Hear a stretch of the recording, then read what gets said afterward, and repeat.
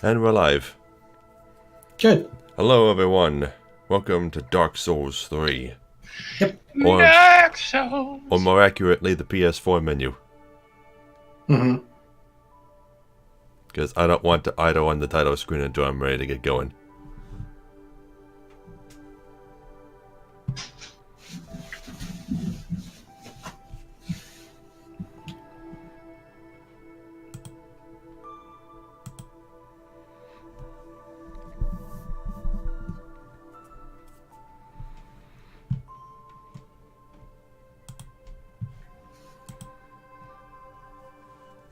So, you guys were saying? What were we saying? You were talking about Tyler's weird past characters. Oh yeah. Which I just love the obscure, like, not obscure, absurdity of them. What? The absurdity of your characters. Oh, yeah. I'm kind of sad they're going to be actually normal now. Yeah, it's going to be a normal character, but that's all right. It's okay. Although I can talk about the one absurd character I did have before, which I think you saw it before. I did Satoshi, if you remember, and I molded him after like a sad Japanese businessman. Yeah. You did, yeah, because you did Sad Hoshi. Yeah, Sad Hoshi. Yeah, I did Sad Hoshi. That was my first character that I made. The one that I'm running this time is, it's a character you helped me make previously when I was trying to play the game a second time. So. Okay. Time for me to start the game up. Mm-hmm.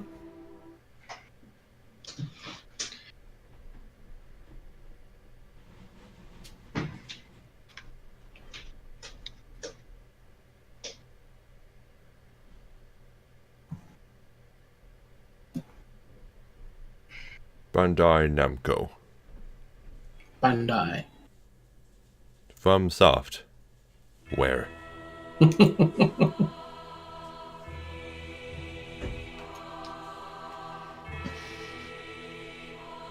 can't believe this game only came out 2 years ago. Is it really only been 2 years? That doesn't sound quite right. It says 2017 on the title screen. I think that's for the Fire Fades. Yeah, the Fire Fades might be what that's for. Yeah. Yeah, 2016 is when it originally came out. Have both DLCs been out since 2017? Yeah. Oh. They came out within year one.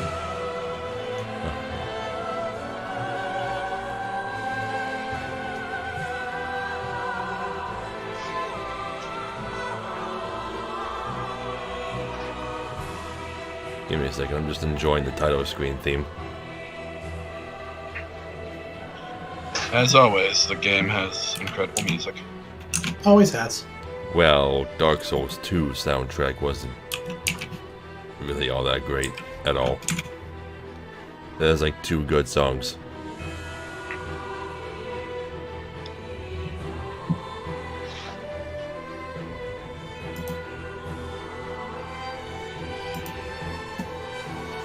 Okay, that's enough of that.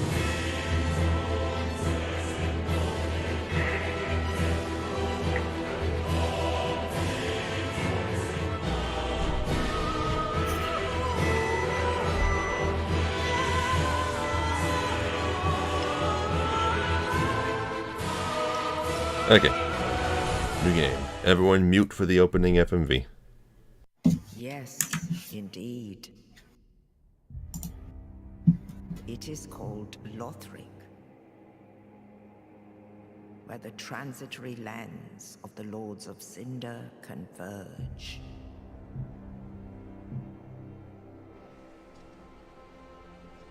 In venturing north, the pilgrims discover the truth of the old words. The fire fades, and the lords go without thrones.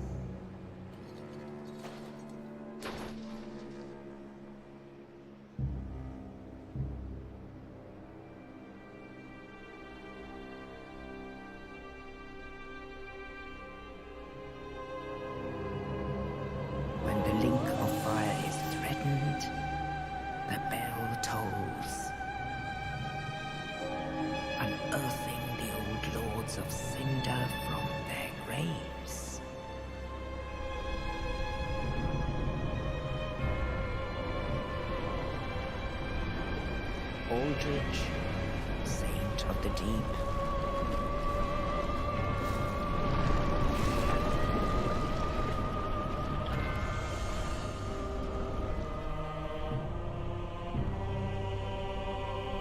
Farron's undead legion, the Abyss Watchers.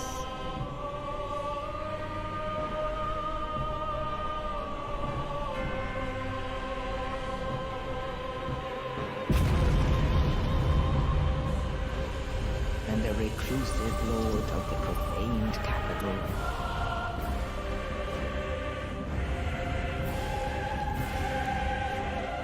Yon the giant.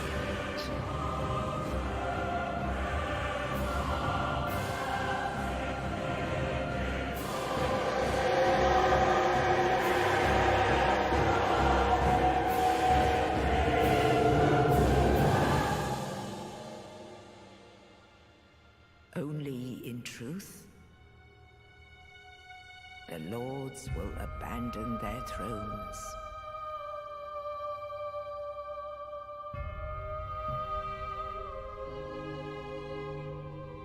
And the unkindled will rise.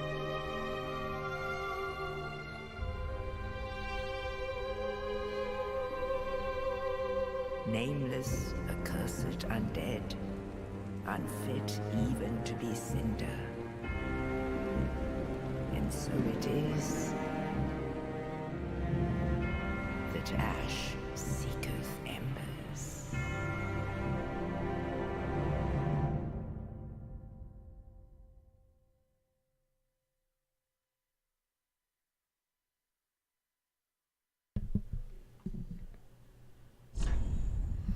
Okay. Dark Souls 3 probably has my favorite intro FMV out of all the games in the Soulsborne franchise.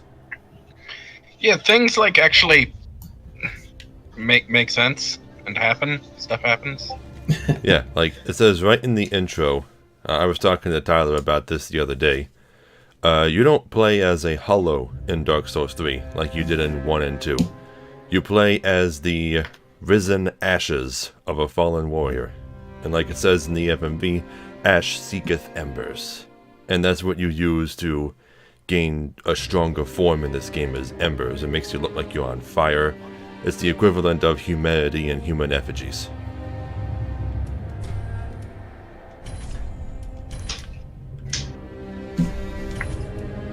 Let's see, I am going to be... Let's see. I know I had my character all planned out before.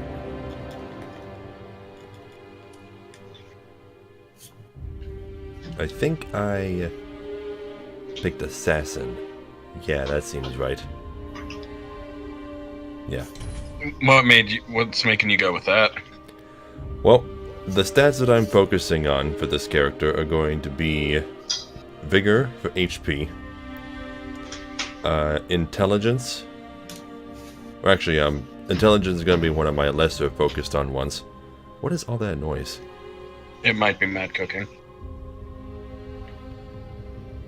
Well, I'm going to be focusing on Vigor for hit points, Dexterity, because I'm going to focus on dex-based weapons and bows, Luck, and what was the fourth one?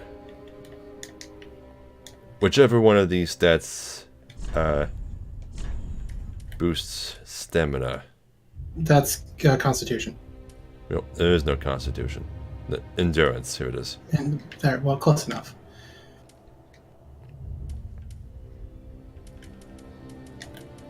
Yeah, and out of all the available starting classes, this was the one that had the best starting stats for those four. Overall. Now, one thing that I really like about Dark Souls 3 is the fact that the starting gifts are actually somewhat balanced. Like, there are no particularly useless ones. I mean, yeah, the firebomb, almost all of these are consumables. And I'm not sure how many of each you get when you pick one. It doesn't tell you how many black fire bombs you get or how many cracked red eye orbs you get. But the only thing here that isn't a consumable is the life ring. So, Right. that's probably the one I'm going to take. Just because it'll be of more help to me in the beginning of the game than any of the others. I mean, I would argue that Black Firebomb would be the most useful, but okay. Which item are you going with? The life ring. Yeah, I mean, go with what you want. I'm going with the white branch. Well, that's useful too, yeah. Okay, the Great Swamp Outcast looks deformed. What is wrong with its eyes? Good lord. Why does it look like the beginnings of a Silent Hill monster? I don't know. Serpentine Traveler looks like something out of the Elder Scrolls.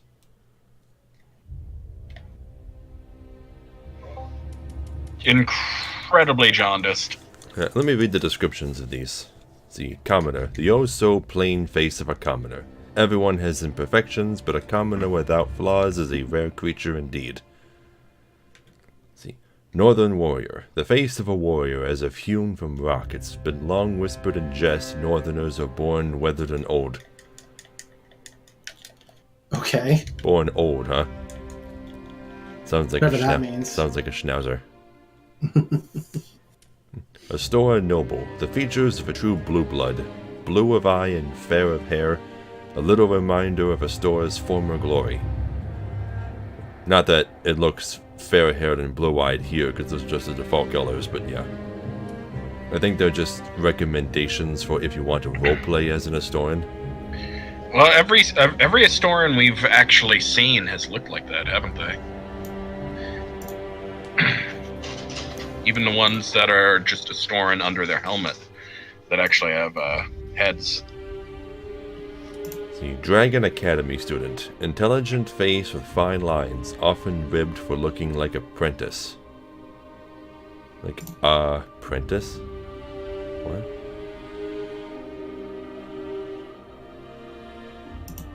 Okay, this is probably a silly question, but what's apprentice?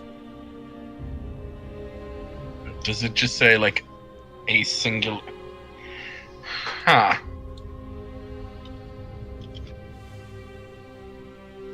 Anyway. Never heard of it. Oh, it's an archaic term for apprentice. Oh. Oh. Okay. Weird. So, that's... Is that really the origin of the word apprentice? It's just the slurring of the phrase of a singular apprentice over time? Language is amazing like that, I think. Yes. Okay. Cool. Anyway, Kareem Novice. The face of a cheerless cleric of Kareem. Novice is used as something of a derogatory term for women of the cloth.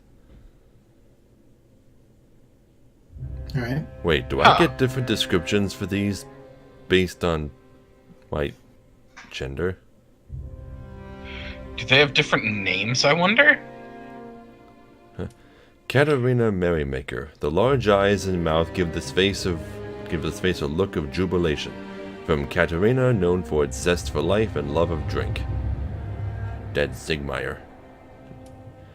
Serpentine Traveler, an uncommon face defined by its narrow eyes and thin lips. Some praise it as the visage of a true dragon. Great Swamp Outcast. Outcast is right. A uniquely deformed face, or perhaps merely ugly. Prejudice births malcontents, and malcontents swarm to the Great Swamp.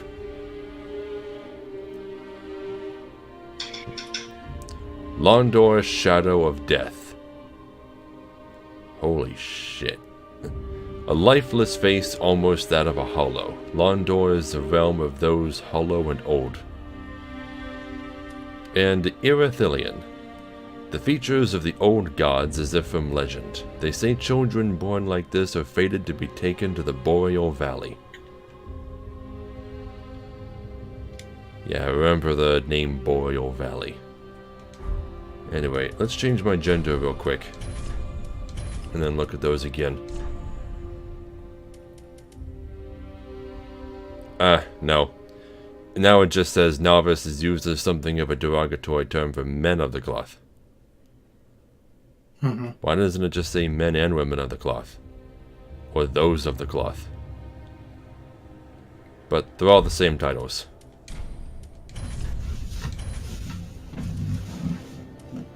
Yeah, it seems like an awful lot of work for no good payoff.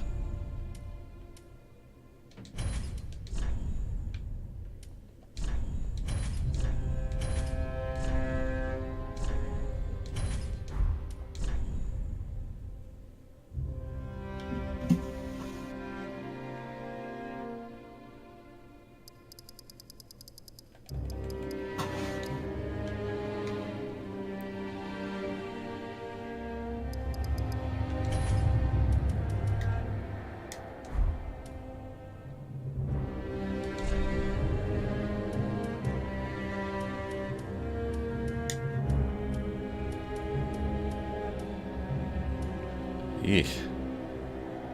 The base skin colors available are weird. Why are they metallic? This is what I was telling you before. For some reason, Bloodborne, Dark Souls 3, Final Fantasy 14, all the games that are on PS4, all the RPGs anyway, have characters that look like they're made of clay.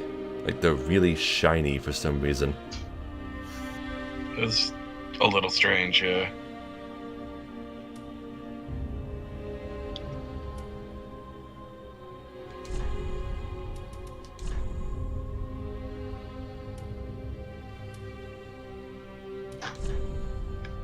Okay, now one nice thing that Dark Souls 3 does that none of the other games do is let you pick hairstyles from either gender for either gender.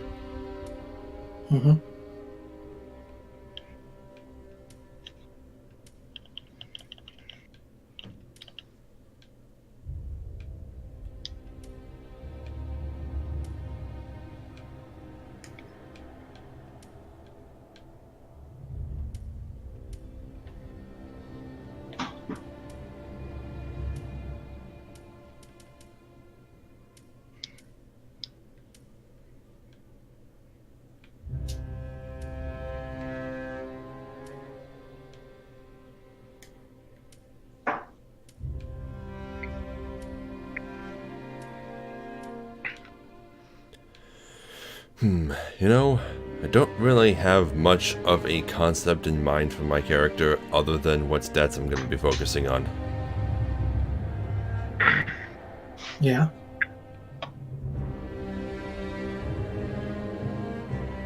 Well, I'm not sure what you could do either.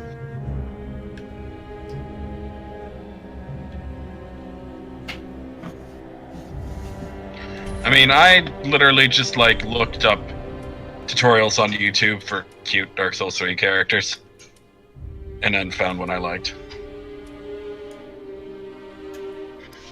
Because that messing with the character creation beyond certain parts is just like, I don't understand all of it.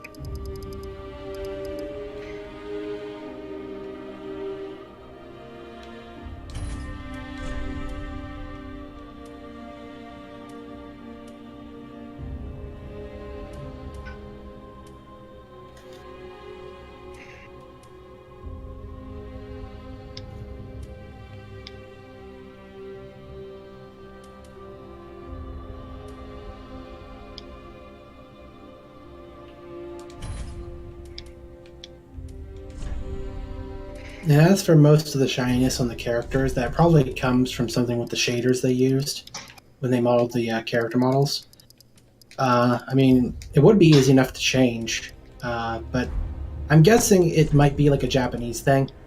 Like, you know, maybe it's like a style that's like kind of been established for RPGs or whatever. Because if I recall, like most, if not all, the RPGs I played on the PS4 tend to use that sort of style, outside of Persona 5, but that's, you know, different.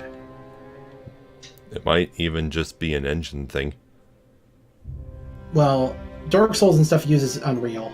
14 uses an in-house engine, doesn't it? I believe so, yeah. Yeah. Square always makes their stuff. What? It's like a modified version of the original engine that they sort of cobbled together over the 1 year of development time that A Realm Reborn had. But who knows what it was based on or what kind of architecture it uses.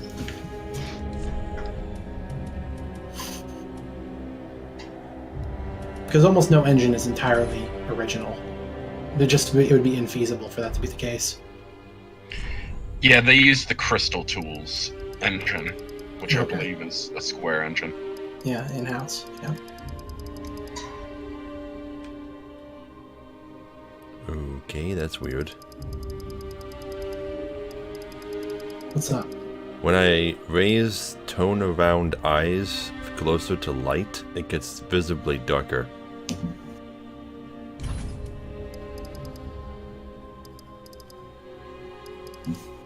That is weird.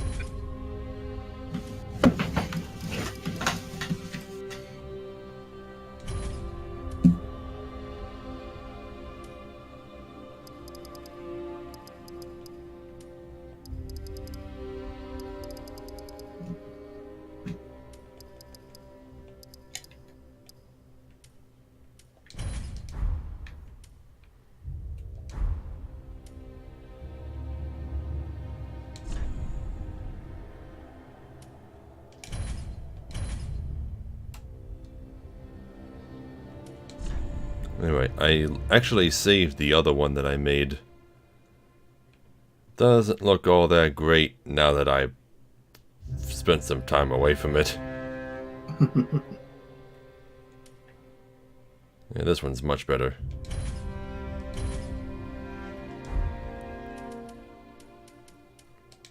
Okay, now she just needs a name.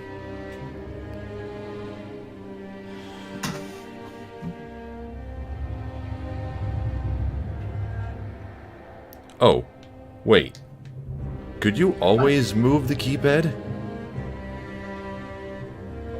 I did not know you could move the keypad. Yeah, I'm moving it with the right joystick. Yeah, you can also turn on like point to type as well, which is pretty cool. But I don't know why anyone would ever want to use that. Wait, how does that work? You use the 6-axis in the controller. You actually Oh my point god, into- actually I can just move a cursor with the touchpad. Yeah, that I hate that so much. Yeah, but there's a way that you can actually point it with the 6-axis as well. Yeah. I prefer to just do it this way. Anyway, still needs a name. I made her hair and eyes somewhat ice-themed. Since ice is in this game, I am gonna try and get, like, an ice weapon or two. Oh, actually, I came up with a cool-sounding Go name the other day that would probably work here.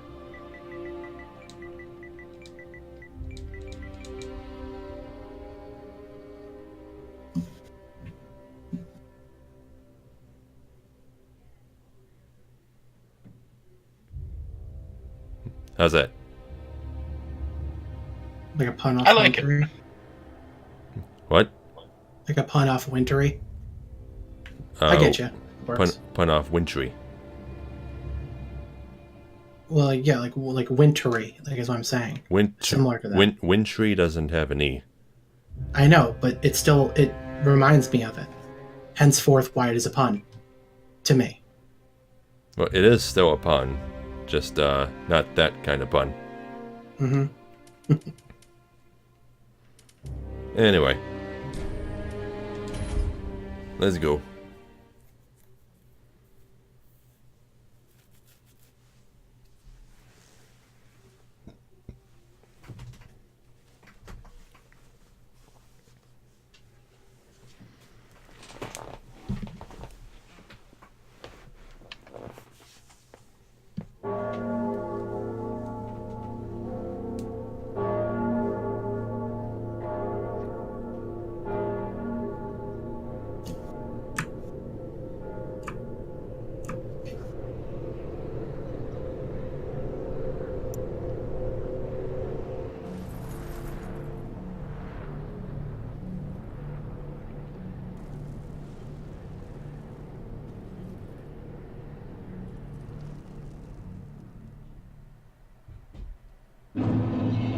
Cemetary of Ash. Yeah, so you play as a character who was buried in this coffin, and the burial gift is whatever it was you were buried with, like, you know, trinkets mainly. That's why they're all tiny or consumables. So Basically, So you start with the dark sign like always, although it doesn't have the same implications as before. Let's take a look at it. Let's see. The dark sign is the sign of an accursed undead. The dark sign returns its bearer to the last bonfire rested at, or the bonfire at Firelink Shrine, but at the cost of all souls held. So that tells you right there that Firelink Shrine has a place in this game. Mm-hmm. Carriers of the dark sign are reborn after death and eventually lose their minds, turning hollow, and so it is they are driven from their homelands. Yeah, so Dark Souls 3 talks about Dark Souls 1 a lot more than Dark Souls 2 did. Yeah, like immediately right off the bat. Yeah. Black Separation Crystal. Charm of Farewell granted to banished undead. The crystal sends phantoms back to their homes, or you back to yours. Beware of fickle use of this item if you intend to nurture relations. And if you do use it poorly, there's this. Way of White Circlet. Restore the connection to other worlds. Those who engage in unjust deeds when in contact with other worlds will lose their connection to them. Way of White Circlets assume such sin as their own, but are found few and far between. Acting without honor will never be without risk. Yeah, so this is this game's version of the Bone of Order from 2. Let's see, and Estus Flask. The undead treasure these dull green flasks, filled with Estus at bonfires and drink to restore HP. The journey of an undead has always traced the bonfires, and no journey of import has been made without an Estus Flask. Well, I don't know about that. Is it possible to beat all of Dark Souls 2 without getting an Estus Flask? You had to talk to the Emerald Herald to get it, so can you just beat the game without leveling? I mean, you can beat the game without leveling. Yeah, completely possible. So, that's a lie. Those journeys are clearly more important. Okay, and the starting spell for the assassin is Spook, which I want to point out has an image that looks like a combination of 2 spells from Dark Souls 1. That's because that's exactly what this is. See, sorcery developed by a certain surreptitious sorcerer at Vinheim Dragon School. Probably Griggs. Masks noises of the caster and prevents fall damage. Their mastery of this sorcery alone allows Vinheim spooks to demand handsome payment for their services. Yeah, so they took Hush and Fall Control and mixed them together. And made this. Let's see, here's my starting weapon, which is an S-Stock. Skill, and skills are new things in Dark Souls 3. You probably noticed the FP amount in the far right there. This game goes back to Demon Souls' method of just like having MP for things. But it's not just for spells. Now there are weapon arts that use it too. Although I tried finding out what FP stands for and I couldn't. Is it focus points? I believe it's focus points. Anyway, the S-Stock's special skill is Shield Splitter. You aim carefully and attack in a large forward lunge to pierce through enemy shields and inflict damage directly. Yeah, I just looked it up. It's focus points. Yeah, and this is how that works. You double hand the S-Stock and you use L2. And you'll see that it took a little bit of my FP away. And if I call it MP once in a while, please forgive me, it's just easier to, given the games I've played. And considering its function is just that of MP.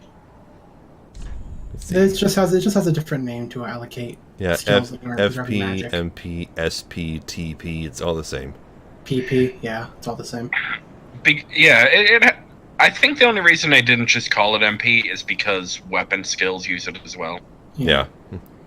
Anyway, Assassin Hood. Black cloth covering the face of the assassins who lurk in the shadows. Grants much needed protection to the head as well as cover from rain while pursuing a target on the road. So I'm in a store sand. Let's see. Assassin armor. The thick leather offers reasonable absorption without creating any undesired noise. A well-crafted piece of protection. Critical spots are reinforced with metal.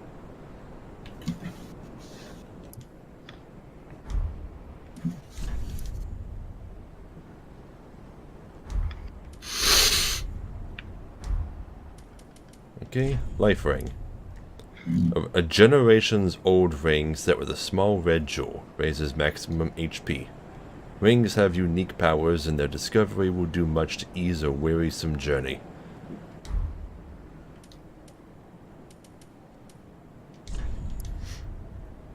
And the target shield. Its special skill is just parrying, but pretty sure it doesn't take FP. It does not. It takes stamina. Wait, what happens if I double-handed? Same thing, only I parry with my right hand when I hit L2. That's kind of weird. Let's see. Right joystick, control camera. Like I've been doing. Yep. R1, regular attack. Okay. R2, strong attack. R3, target lock on and release.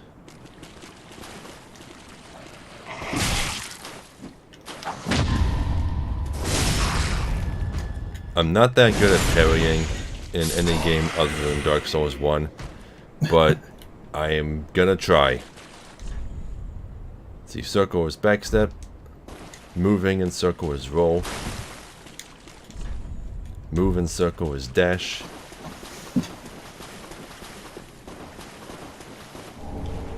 soul of a deserted corpse. Let the Firekeeper transform the sovereignless soul into a source of strength, for to be unkindled is to be a vessel for souls. So, I'm guessing that's what we're called in this game. We're the unkindled.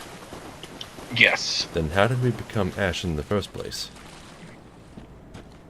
The game actually does explain that very shortly, I think. Ashen Estus Flask. Now, that sounds like... Is it a different item? Well, it must be. I picked it up. Yes, yeah.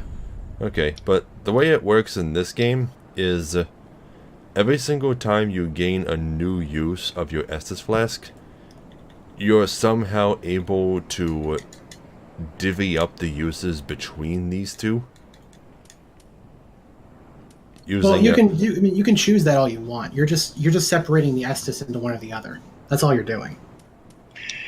Yeah, because it's Estus has different effects based on the flask it's in. Because each one causes it to do something different if you read the description. Well, yeah, I know that. I was getting to that, but yeah. Oh, okay. Let's see. Undead treasure these dull ashen flasks. Fill with Estus at bonfires to drink to restore FP. Quite befitting of an unkindled, as ashen Estus flask turns a bonfire's heat cold. So, ice-themed stuff already. Yep. Yeah, basically. The Ashen Flask. It turns your hot cocoa into soda. Well, I mean, I would assume it would just make it cold. Or, hot tea into iced tea. There's that too. I despise iced tea. Well, I mean... I despise tea, actually. I just do not like tea. It's not our fault that your biological parents stole ancient Aztec treasure, okay? Wait, okay, What? wait, what? Excuse... What? Is that a reference to Scooby-Doo? No. Okay. It's a Pirates of the Caribbean reference. Oh, okay. What does that have to do with tea?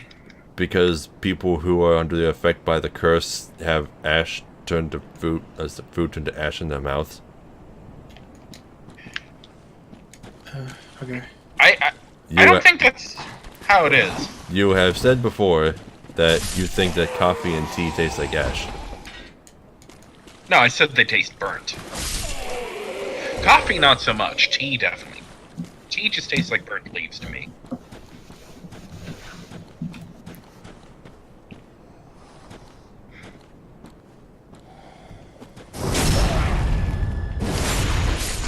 It's like someone set the ground on fire and I decided to drink it.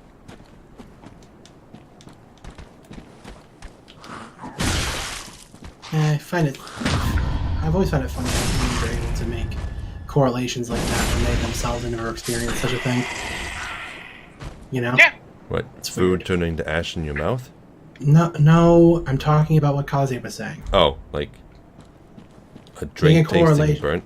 No, the correlation that it's like somebody took something like burn on the ground or whatever. What he said, like Someone set the grass on fire and I decided to drink it. Yeah, you never actually had burnt grass, so you don't know.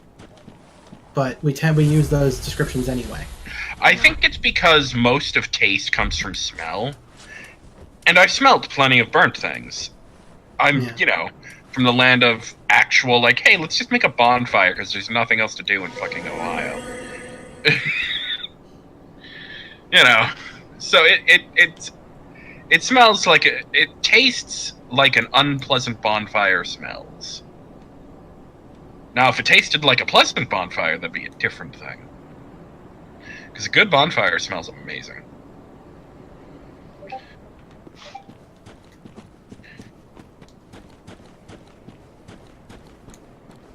Speaking of bonfires.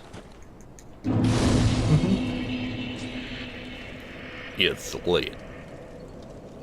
I stole that. Stole that from Nuts Gaming. You're so original.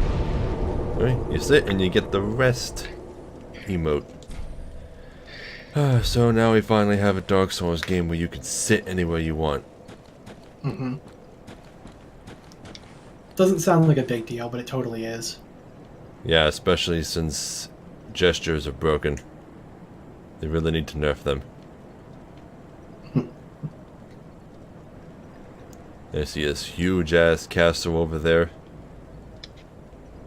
Stretches all the way down to the ground, wherever that is. Anyway, I'm gonna go back because there's a pathway I didn't go down. Just wanted to make sure that I had the bonfire hit.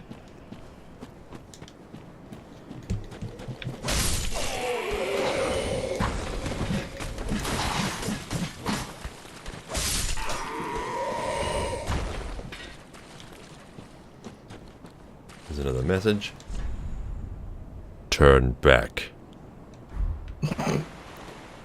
No. Yeah. No. I'm gonna go this way. And there's treasure over there.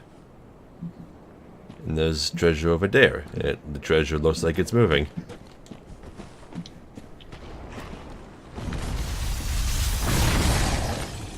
Yep. Check it out.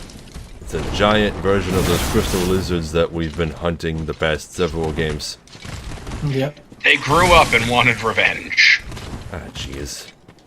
That did over half my health. If you actually can manage to kill that thing now, yeah, good on you. I did when I was practicing. Huh. My first try, too. Wonder if I'm any good against him. I should go back and check.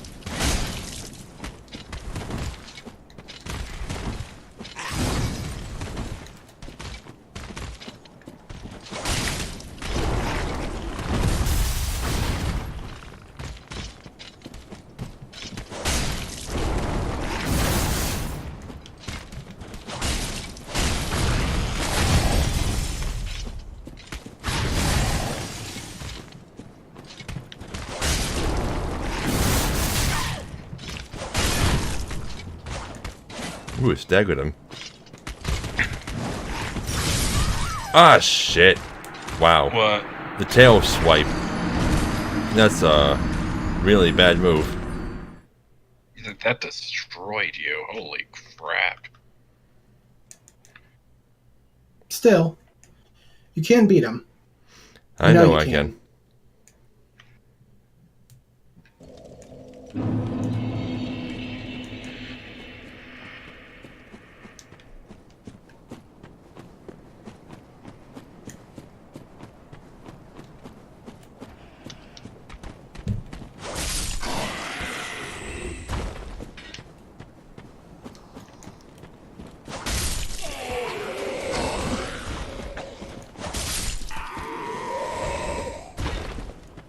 Last time I did this, I got a couple of... what was it? These normal enemies in the tutorial area have something that they drop. I got 2 of them. Fading souls?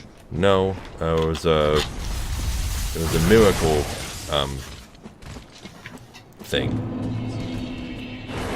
I did not know they could actually do that. I don't remember if it was a talisman or a chime.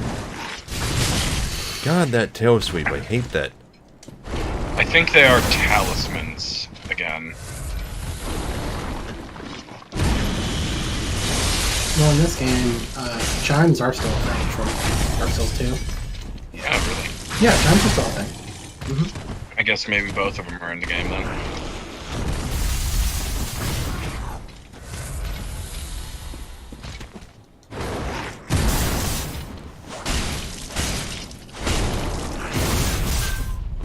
Don't know why they decided to keep the chimes a thing.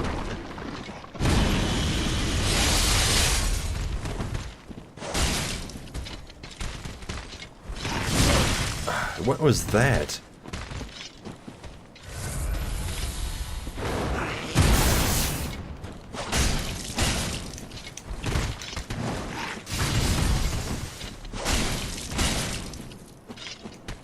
Okay, I think I know what the tail for the tail sweep is now.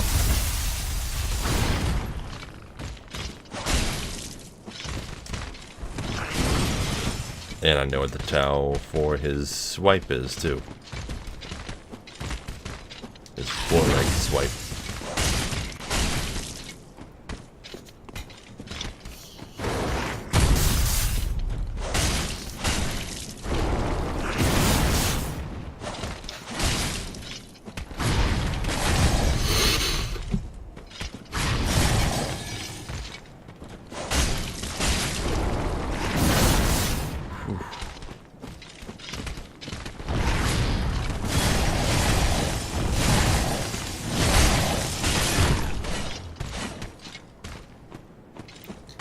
I staggered him so hard he flew out of range of my weapon.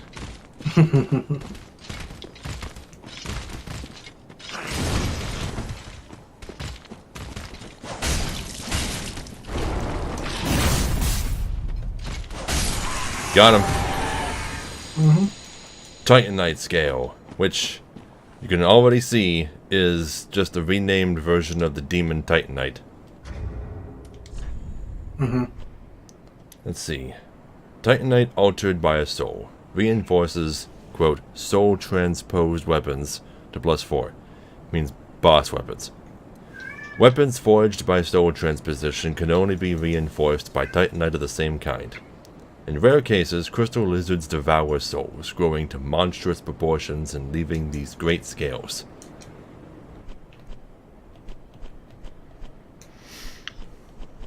So, not 100% certain why it looks just like Demon Titanite and has the same use. Well, because it's been millennia since Dark Souls 1. So its original name has likely changed. But that probably, again, it seems weird. Because all Demon Titanite was before was Titanite that became sentient, basically. Because it's like it was broken off for the Titanite demons. So it seems strange that crystal lizards would have the ability to, like, produce it as well. Maybe that's where it comes from. Maybe that's how... I mean, it's always been a little weird that there are lizards that just produce ore as it is. It's possible that those are what eventually turn into Titanite demons if they grow big enough. It's possible. That's not what I meant. I meant their scales turn into Titanite demons. Maybe. I suppose that's also possible. Yeah, I wasn't able to kill it, unfortunately, because my weapon is just not doing enough damage. And magic is woefully ineffective.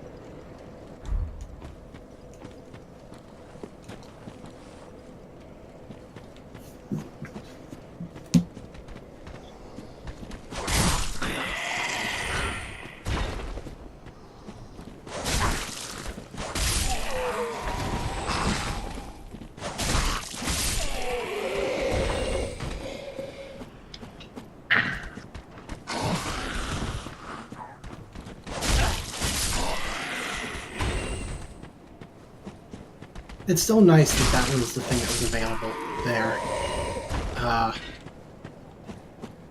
It was a nice surprise.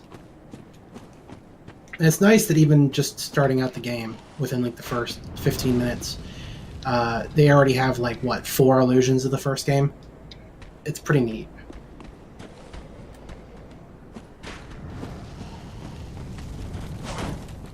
Damn So it. it was woefully needed after the second one.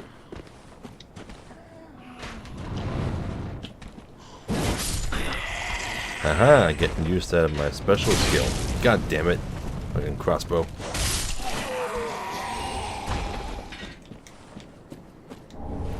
Fireball.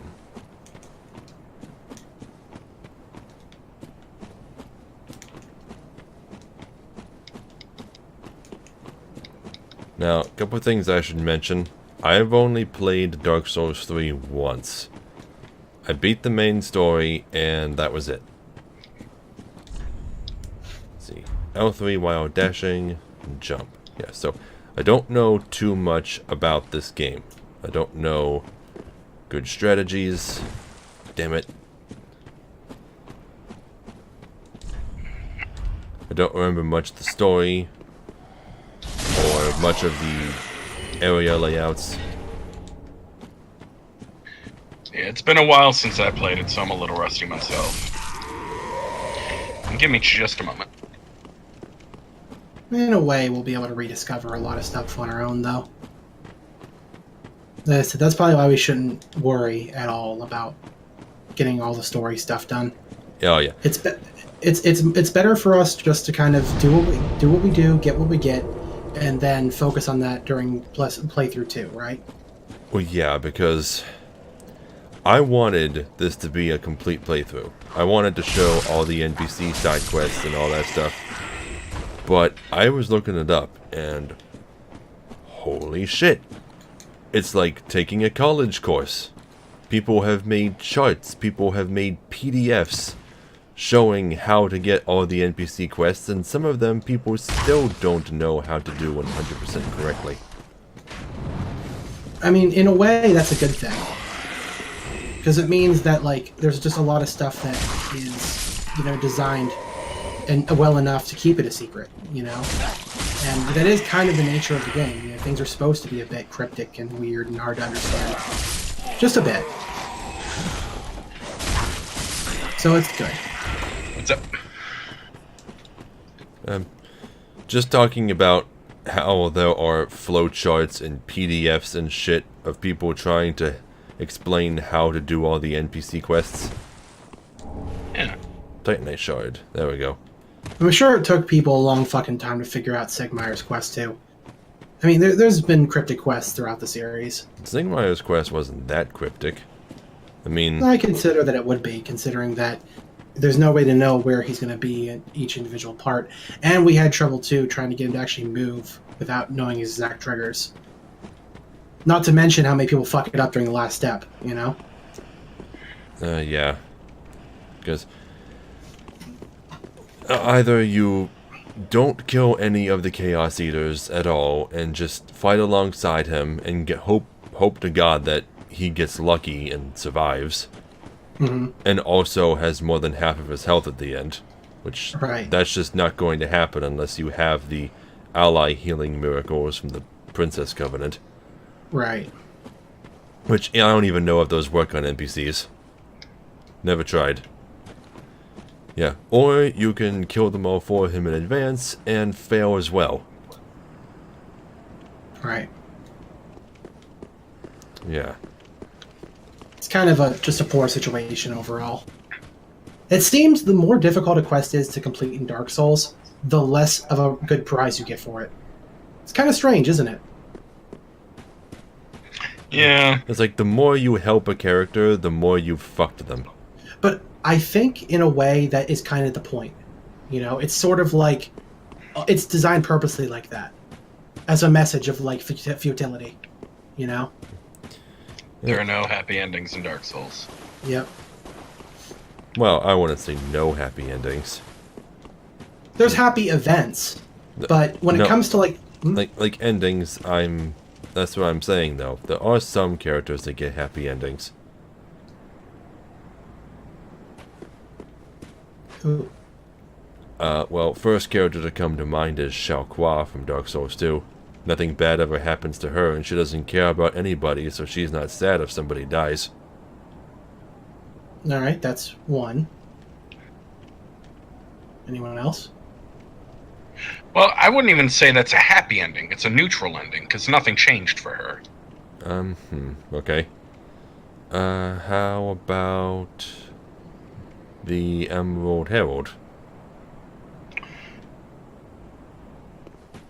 Did anything change for the Herald, either bad or good? Well, she was relieved from her duties as the Firekeeper. She helped you get to where it was you needed to go, and she survives the ending, assuming you don't kill her. I suppose the Firekeeper from Dark Souls 1 also didn't have that bad of an ending either. Which Firekeeper? The one underneath Firelink Shrine.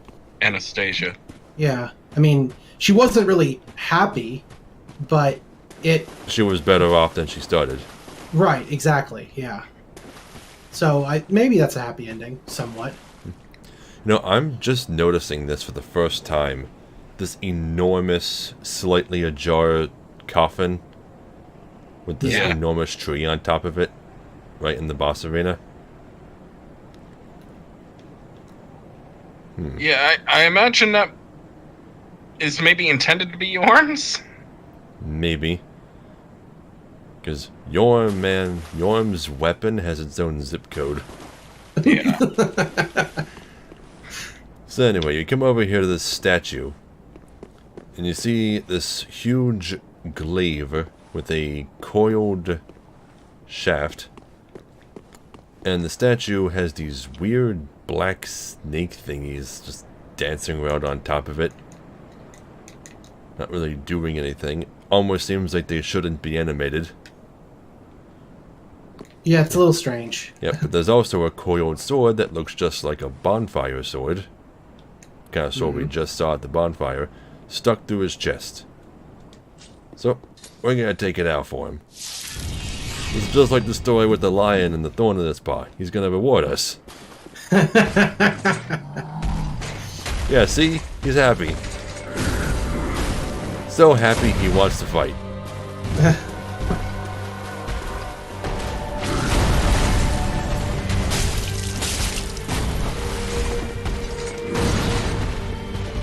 Now, man, Udeg's Gundyr.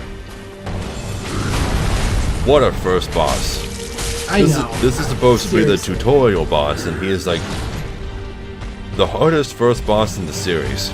Yeah, he really is. They did a bang-up job with Gundyr. Because he hits all the good points, right? He's super memorable. He's super like creative in like the way that you open up the fight and everything. Just amazing, top notch. Definitely one of the best things From Software's ever done. In Dark Souls 1, the Capra Demon was the boss intended to weed out the people who weren't serious about the game. Yeah. Dark Souls 3, they just cut right to the chase. Yeah, they're like, hey, guess what? First boss, horrifying. No, do you realize how many people would be scared off by this dude? I almost a was. shit ton. Yeah, a shit First time ton. I played this, I played as a thief. And Guess what the thief can't do well? Kill Gundyr. Because you know what's bad? Is like, you know, as good as Dark Souls as we are, Gundyr is still hard. Are you saying Not- Are you saying Gundyr? Gundyr. Gundyr. Gundyr. Yeah, Gundyr. Gundyr is a different thing. sorry. That is a different Norse concept. Gundyr. Okay, then when you get him down to half health, this happens. The camera pans out, and yeah. I know. It just, why? That's such overkill. It's such overkill for the first boss. It really is. And I'm out of healing. Yeah. And I'm dead. But like most things in the Souls series, or in things in general, the second phase is slightly easier than the first phase. Just slightly. Especially if you're a pyromancer, because it's weak to fire. Yes, it's weak. That's why the black fire bombs are, in my opinion, the most useful thing to start out with. Because Well, I picked up some regular fire bombs. I can just use those once I get it to its second phase. Right, yes, because he'll take massive damage from them.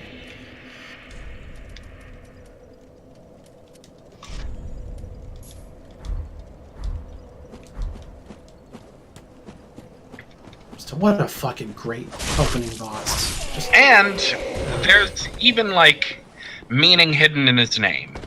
Because Judex is an old word that means judge, and the Gund part of Gundyr means battle.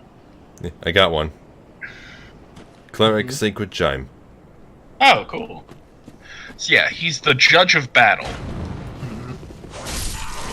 In Japanese, that's literally his name, Judge of Battle Gundyr.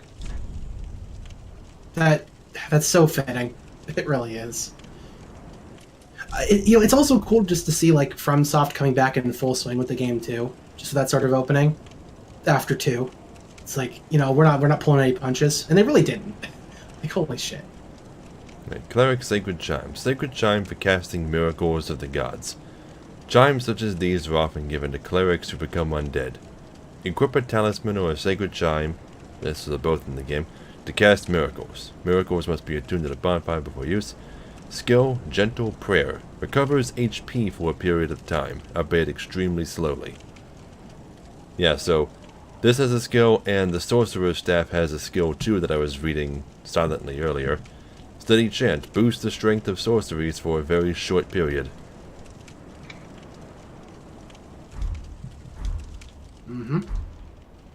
Yeah, but all I have right now is Spook. So that's not going to do me any good. Spook. You're spooky. Look at what the fog wall effect is doing to my S-Dock. Yeah, it's like breaking it into pieces. Yeah, I see that. That's weird looking. That's really weird. Your S-Talk is liquid now. Got Terminator 2 sword.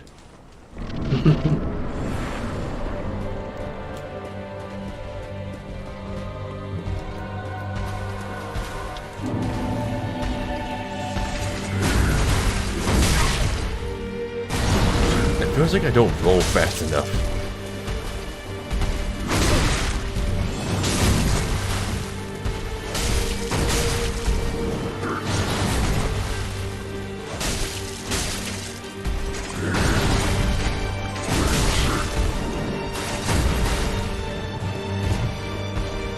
Yeah, but this could take a while. Unless you choose a magic class like I did. Yeah. Because I wrecked him completely. He is rather susceptible to soul arrows. I don't think FromSoft will ever learn how to properly balance magic for their games. Because they've never been able to do it. No, because it's either been a little bit lacking or a little too good. Yeah, they've never been able to balance it properly.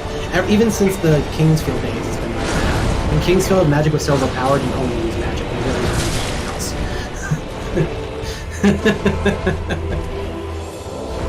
It's pretty badass. Damn it. I'm dead again. It's okay. It's it's one of the hardest Did I bosses. just say oof? Oh god, I'm Don't turning. say oof, please. Please don't be a person. I'm turning to Gen Z. Help. It's not as bad as when you used to say lay all the time. Yeah, it's pretty bad too. God, I was a meme target. That's so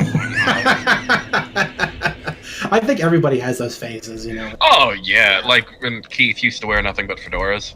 Yeah. Now I think he wears flat caps, which look a lot like actually more classy, Yeah. and they really work with him. Actually, Looks good. He looks good in the flat cap. Oh, I was watching all the catch-up stuff for HDQ 2019 since it was ended recently. Yeah. And the one I watched was Sword of Sodan. That was fun. Someone speedran Sword of Sodan. Yeah. It was pretty great. Which version? It's Genesis version. Oh my god. How? Yeah. I know how it works now. There is a method to it. For one, the game is incredibly short. I didn't know that before. It is incredibly short. It's all about getting the right combination of potions. Because you know how you take a certain combination of potions that do effects in that game? Yeah. Yeah. A certain combination of them, I think red, blue, and clear, gives you a burning sword that can pretty much destroy every enemy. So your goal is to get that as soon as possible, and then kind of ride that through the rest of the game. If you do you know about the combination of potions you drink which will just kill you? Do you know about that? I believe it's a thing. Yeah, if you take a clear potion, a red potion, a blue potion, and then another blue potion, it kills you instantly and says, "Don't do drugs, kids." I hate that game so much. Yeah, me too. It's so dumb, but I also found it's a port.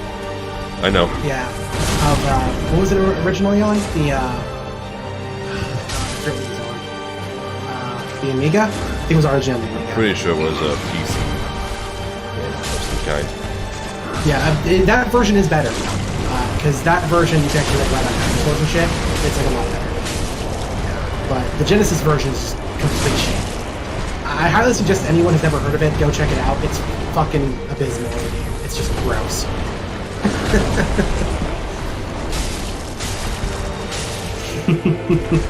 Yeah, it's part of their awful. They also did Mohawk and headphone jack, and that was fun to watch. Oh, we never decided what our password should be, did we? I beat him. Good. Good job. Coil and sword. Yeah, so the trick to beating the second phase is to stay right up close to him and stay behind him.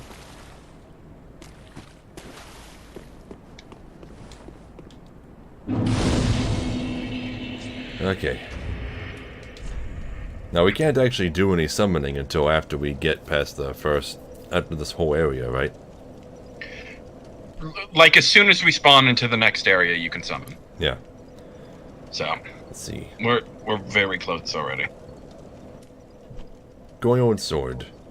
This is a key item, not a weapon. Sword missing from the shrine bonfire. Cannot be equipped as a weapon. Thrust into the shrine bonfire to restore its power and enable travel between bonfires. This sword is only bequeathed to the chosen Ash, as judged by the Udex, judged by the judge, who awaits the arrival of Ash as a scabbard. So he's a big old living scabbard. Okay.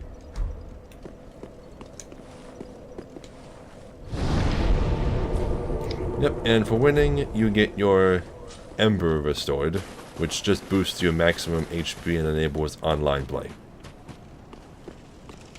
So it works, again, like Demon Souls. Yep. Well, no, not exactly, because they worded it differently. Yeah. It doesn't give you your regular health. It gives you a bonus to your pre-existing health. See, that's the importance of wording, kids. One's bullshit, one's a bonus. Yeah, but with the way Demon Souls plays, it's considered the default to have half health. Yeah, I know. Well, yeah, but it's all in perception. The same thing happened with, I think you've told me about this, Tyler, when they introduced rested EXP to World of Warcraft. Mm-hmm. It was originally, if you played too much, you got an EXP penalty. So people were pissed about that.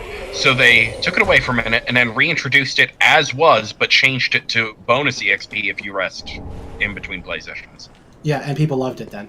It's like, we're getting a bonus! Yep. But it's the same exact thing, nothing changed. It's all marketing. Yep. Just all marketing, that's all.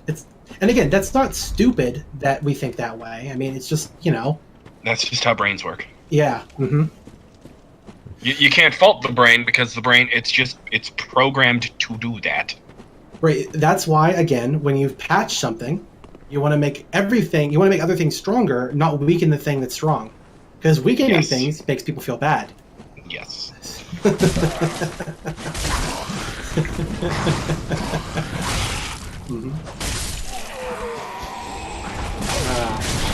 Game economics, man.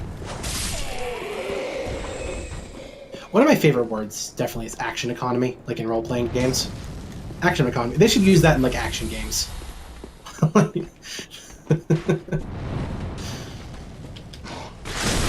Damn it. What's up? These fucking shield and spear hollows. Or whatever they are. Hollows? Are they hollows? I don't know. Enemies. Well, yeah, I mean, they have the dark side, so yeah. I mean, I assume they're hollows. I have the dark side. I'm not a hollow. Yeah, but like if you read the description, it does say people hollow who have them. So, because remember, you're not a normal undead apparently. Oh, right. So, yeah, you're like some weird ash ghost. And technically, while we're in possession of the dark sign, I don't think we actually are afflicted with the dark sign. No, because we're actually dead now. We're burned to ashes. Yeah, that's why it doesn't. Yeah, it still takes you back to. Well, it's confusing how that works. So it still recognizes us dying as like a trigger to like take us back. So, I guess we're sort of alive enough for it to matter, right? Is that a good way of putting it? Ember. Got an ember. Embers are actually fairly common, which I'm thankful for. Yeah, but just like with humanities in Dark Souls 1, I'm probably going to end up hoarding them and running out all the time. No one kindled can ever truly claim the embers that burn within a champion's bosom, which is precisely what makes their yearning for warmth so keen. Gain the strength of flame and increased max HP until death. With the strength of fire, the summoning signs of unkindled become visible and seekers of embers can be summoned to join in cooperation. But beware, the embers may also attract invaders. And if you look at it, it looks like a human effigy. Sort of, yeah. Which, more or less, I think is just an illusion. Not really anything more than that.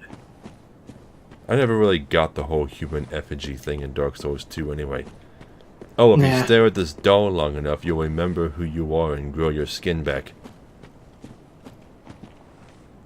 Inferring that, like, you know, your memory of yourself is the only thing that keeps you human, which isn't too far-fetched for Dark Souls standards. Because, again, hollowing is just losing your memory, so... Yeah, it's possible that just remembering who you are is what brings you human. Yeah, but the humanity in Dark Souls 1 was an actual thing that you used on your body. A thing that you consumed. The human effigies go away too, somehow. Don't you, like, actually crush them? Do you? I don't remember. I don't recall. I thought you just kind of knelt and shined a little. Well, it is just kind of a symbolic thing, though. Because with the name effigy, the way and how they explain how the dark sign works in this game, the way I sort of figure it works is that you're essentially using the human effigy to sort of shirk off the curse, and it's taking the curse from you. Okay, well, real quick, I'm gonna go in here. Firelink Shrine. Doesn't quite look the same anymore, does it?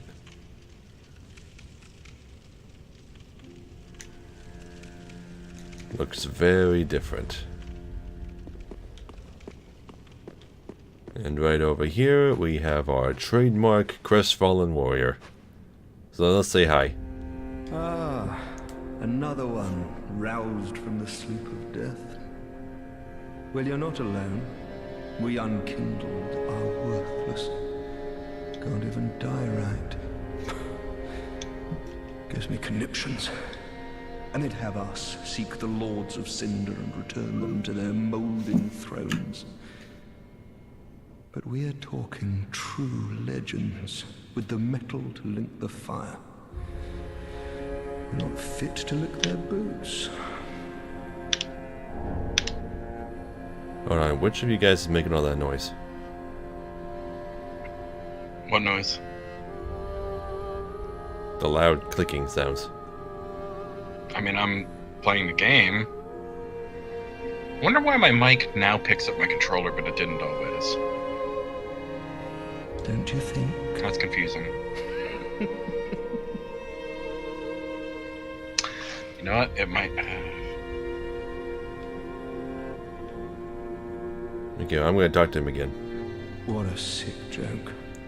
Asking us to seek the Lords of Cinder and return them to their moulding thrones. We're talking true legends. Those... Okay, so this guy, just like the Crestfallen Warriors of each game tend to do, summarizes our goal for us. We're to find the Lords of Cinder and return them all to their thrones, which, as you can see, they're all in this room. One of them already has somebody sitting in it. And there's 4 other thrones, so 4 thrones to fill. It's always 4. Just get the 4 Lord Souls from Dark Souls 1 and kill the 4 old ones in Dark Souls 2, etc. It's always like that. You able to still hear me pretty well? Yes? Okay. Can you hear my controller? Yes. That's weird. Also, this guy, what's his name? Hawkwood? Is that his name?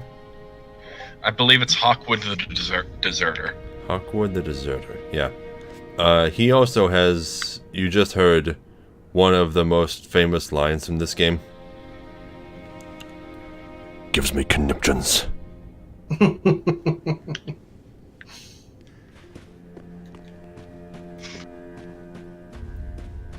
Don't ask me to remind you of anyone's name, because I'm not going to say it.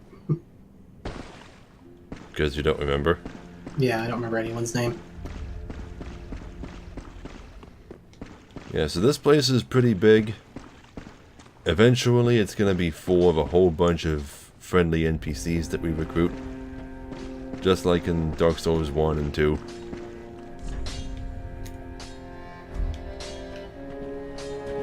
I've also noticed I'm not the only one whose controller's getting picked up more now.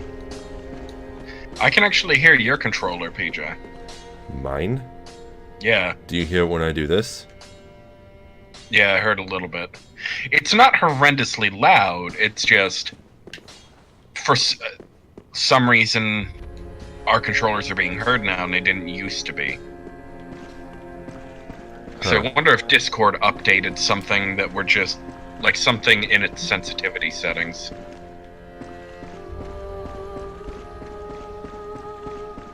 Oh, and actually, you know, it might have caused it. I switched from the mic setting for really loud rooms that used to do a lot of canceling. That might be why.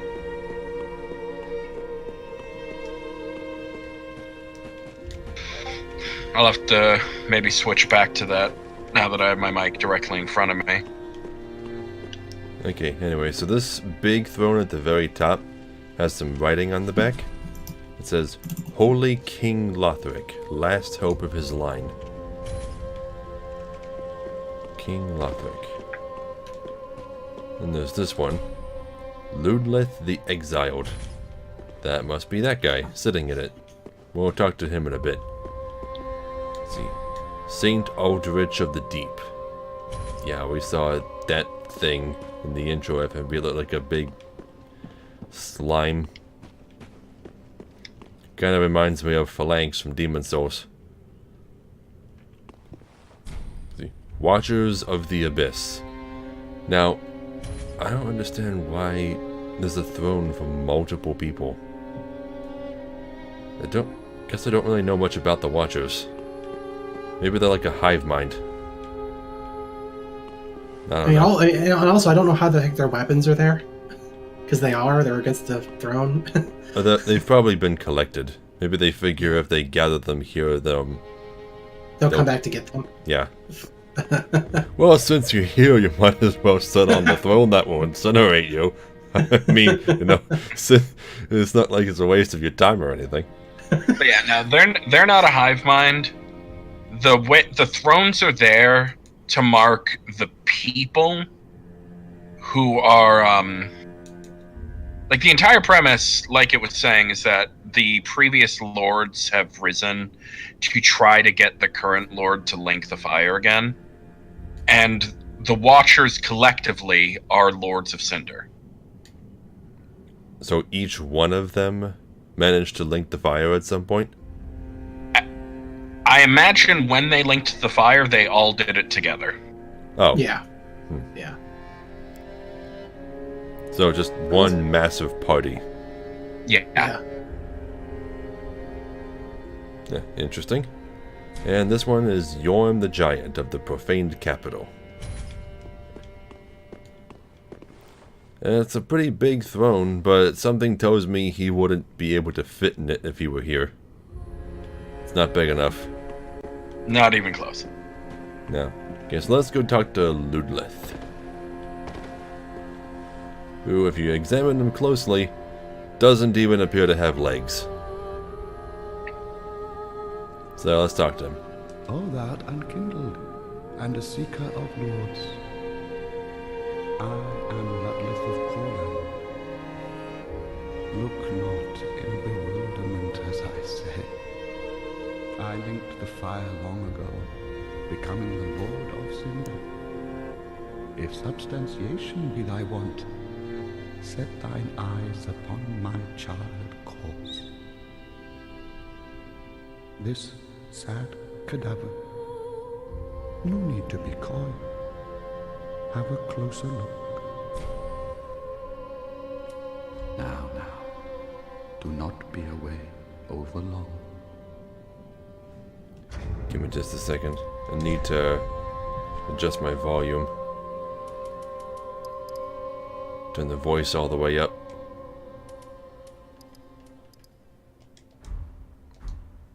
Fret not. My feet are here firmly planted. For I am a lord, and this is my throne. I don't see any feet. Are they just clipping through the throne? I can't tell. Could be, or he might be sitting like with his legs like curled up beneath him. It's possible. Knowest thou of our purpose? 5 thrones will take 5 lords as kindling for the linking of the fire. The fast fading flame must be linked to preserve this world. A reenactment of the first linking of the fire. So it is, I became a lord of Cinder. I may be but small, but I will die a colossus. So, how does the story go? There have been multiple rekindlings of the first flame, right? Yeah, every Lord of Cinder did it once. Yeah, so there are several generations of time, centuries maybe, between each one of their rekindlings. Well, if we look at Dark Souls 1 for an example, Gwyn was able to keep the fire relit for, what was it, 1,000 years? Yeah, but he also had a particularly powerful soul. Well, possibly. There's no telling. Based on some of the dialogue, it's generally accepted that the people who link the fire also have particularly powerful souls. As powerful as the gods? He wasn't actually a god, remember? Well, no, but I know that. I know he wasn't a god, but he was a race of people that called themselves gods, and they were pretty powerful. And yet, every time, like, descendants of the pygmy were able to take him out relatively easily. Well, Humans. I don't know about relatively easily. Yeah, it depends on your build. No, it's not too far out of belief that there are souls of equivocal strength to winds. Yeah. I mean, considering the number of powerful creatures that exist in the world, Yeah. there's probably other creatures that are on the same level as him. So, yeah, basically what this means is it's been at least 5,000 years since Dark Souls 1. Yeah, that's at least. Yeah. Okay. Well, actually, so the main plot of this game, the synopsis that we were being given to by Hawkwood and Ludlith and all of them, is that we need to rekindle the first flame again, and to do that we need kindling comprised of former Lords of Cinder. People who have kindled the flame before, people with really powerful souls. Souls have been proven to be powerful enough to do this sort of thing. But that's going to result in their destruction, and 4 of the 5 are like, nah, fam. Yes. That's exactly right, yeah. But it's sort of like that. You need the kindling because the 5th, the most current one that's supposed to be the Lord of Cinder, decided not to. That's why the bell was rung that started to awaken different ash in different lords, is because they shirked their duty, so they raised the other lords in an attempt to get them to do it, like, forcibly, and 3 of the 4 that were raised were like, nah. So then they rung it again, and raised more warriors from days past to try to get it going again. Yes, basically a whole bunch of sheep have escaped the pen and we need to herd them back in. We're Plan C. Yeah, we're Plan C, yeah. Yeah, we're not nearly as important, I think, as... I mean, we're still chosen and important, but, like, as an individual, we're even less important than the first game. You know? As an individual. I don't know about that. There are some story things going on that imply that we're actually quite important, because I'm not gonna like spoil anything, I'm just gonna give a general idea. There are NPCs that you meet in this game that have very important relationships to certain lords. One of those lords doesn't have an NPC. So considering we were raised last, it's almost implied that we are taking the place of that NPC for that 5th lord. Okay. Okay, I'm going to talk to Ludlith some more. Knowest thou of our purpose? Oh, he just repeats himself now. Now. Yeah, and now that you're here, I should confirm that I was just able to do the jump exploit if you want to do that. Oh, it's still a thing? Yes, it works. I'll do that in a bit. First, I need to go catch up with an old friend. Check it out. You know who this is. Why the hell is he here? Who the fuck knows? I know. Well, good for you. Yeah, so let's go ahead and talk to him. Do you want me to tell you? Well, a newcomer, I see. I am Andre. I serve at this shrine as a humble smith, forging weapons. You're in search of the Lords of Cinder, I trust. A toilsome journey, I'd wager. You'll require good arms. Let me smith you weapons. I am a smith. Such is my purpose. I love you, Andre. Everyone loves Andre. Anyway, talk to him again. Weapons and protection are sturdy enough by and large, but when overused, they'll eventually break. When their durability is low, repair becomes a necessity. Use a powder, or simply rest at a bonfire. But should chance impel them break, bring them me. I'll hammer them back into shape. They take no pleasure in breaking, I assure ye. So handle them with care, if you would. There are two ways to smith weapons. Simple reinforcement is one, and infusion the other.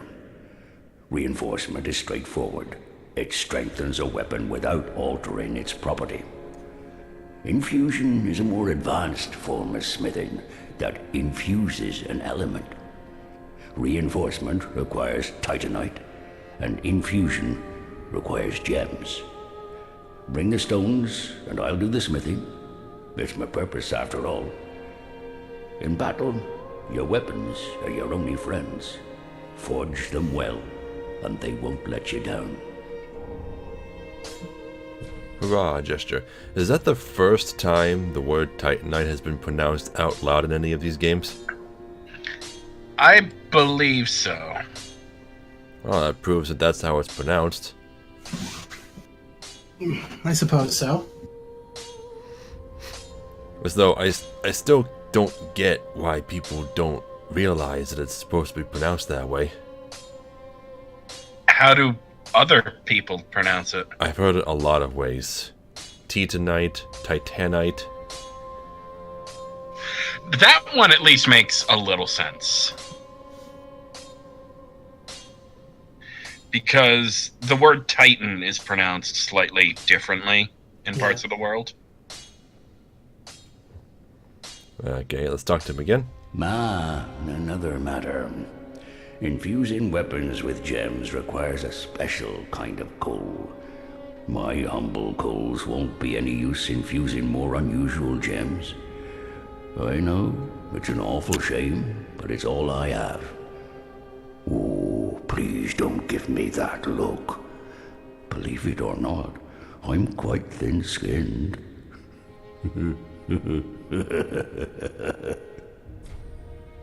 Oh, by the by, if you find any Estes Shards, bring them here.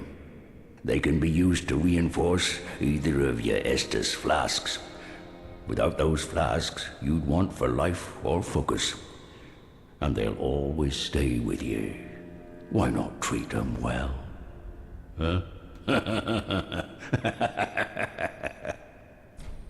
Weapons and protection are sturdy enough by and large. But they take so. Okay, then he loops all of his dialogue again. Okay, reinforced Estus Flask. No Estus Shard in inventory. Allet Estus.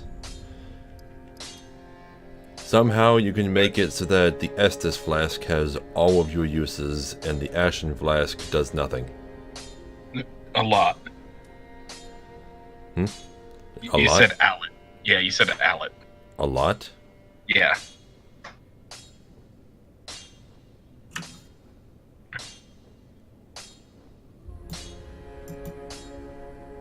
I'm not even entirely certain what it means. I'm guessing it kind of means allocate?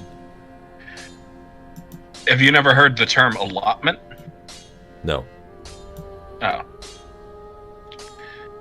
It's, here, I'm just gonna look up the actual definition. Give or... Let's see. To allot something is to give or appropriate... Hold on. Apportion? That's another word that I don't know. To give something to someone as a share or task. Basically, yeah, allocate. Okay, so right now, Andre has the ability to do 3 types of infusions, but you need to bring him special gems to do it with. If you chose the fire gem as your burial gift, you could make a fire weapon. It's pretty decent to start out with, actually. Yeah, but at the same time, it has the same major drawback that it had in Dark Souls 1, which is that it removes all of your scaling. Same for the raw gem. Just boosts all of your power and gets rid of the scaling. Now, there's also... I do think they've bumped up the effectiveness of elements in this game, though. Yeah, but they're still not as useful as they could be. Well, yeah, that's what I'm saying. It's a good early game thing. Yes, but the thing is, raw is a lot more useful in this game than it was in the previous ones. Just letting you guys all know that. But I'm sure you'll understand that later. Well, and there's also refined, which appears to just boost strength and dex scaling. It evens them. Evens them? Yeah. That's kind of weird, because right now my strength and dex scaling with the S-Talk is both D, but picking this makes them both C. Yeah, it gives it a what it's essentially doing is like taking their total, evening it out, and giving it a slight boost. So it just kind of makes it a jack-of-all-trades kind of weapon? Yeah. It seems like it's incredibly beneficial to the weapon overall if it doesn't have too many stats that it scales with. Why? Because then it would just take Ds and turn them into Cs. But I mean, 2 Cs is going to have more of a difference than 1 D or 2 Ds. So how is that not beneficial? I'm saying it is beneficial.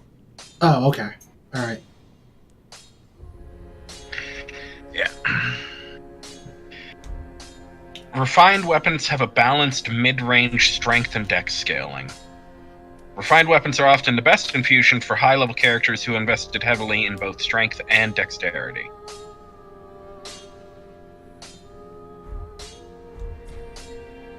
Yeah, but I don't have any gems, so I can't do any of that. And I only have 1 Titanite shard, and you need 2 to get it to +1, so I'm not doing that anytime soon. Prithee, be careful. I don't want to see my work squandered.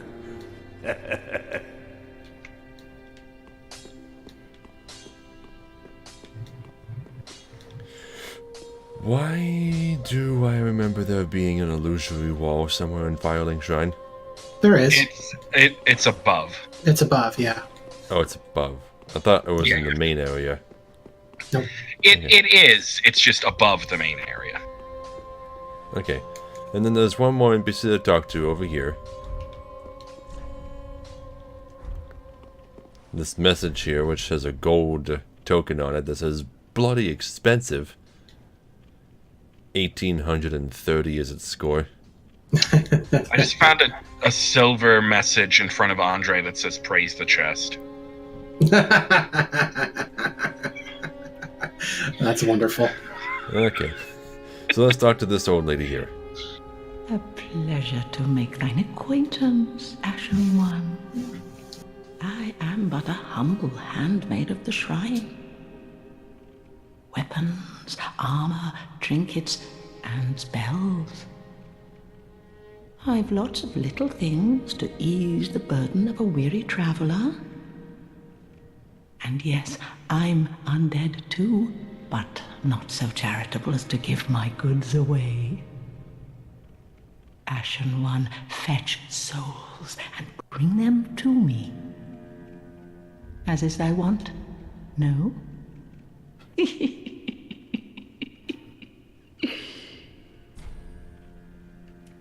Ashen One, if my wares are not to thy satisfaction, bring me umbral ash. With ash, I'll fashion new wares. Is it not our sorry fate to sup on death?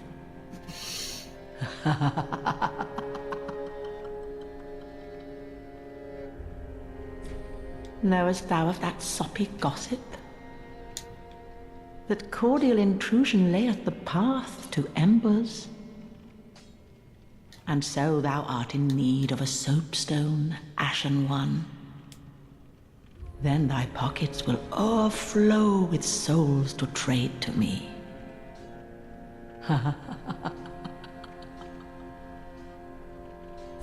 Ashen One, is it not?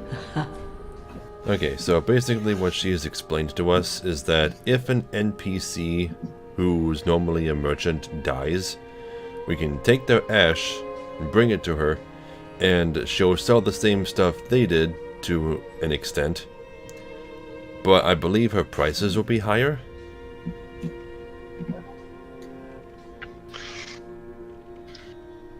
That you also can just find ash. Find ash in the wild. Yeah, and giving it Expand. to her will unlock new things. Yeah. So right now, first thing I gotta buy is the White Sign Soapstone. Yep. They did a good here. You get the White Sign Soapstone from the first merchant you meet.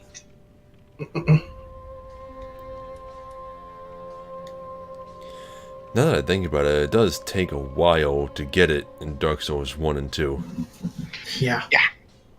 It does. Okay, so lots of items to look at. Let's see, repair powder. Repairs equip weapons and armor as long as they haven't already broken. Use of a weapon depletes its blah blah blah. Yeah, it's lightly enchanted golden powder is all it is. Enchanted with what?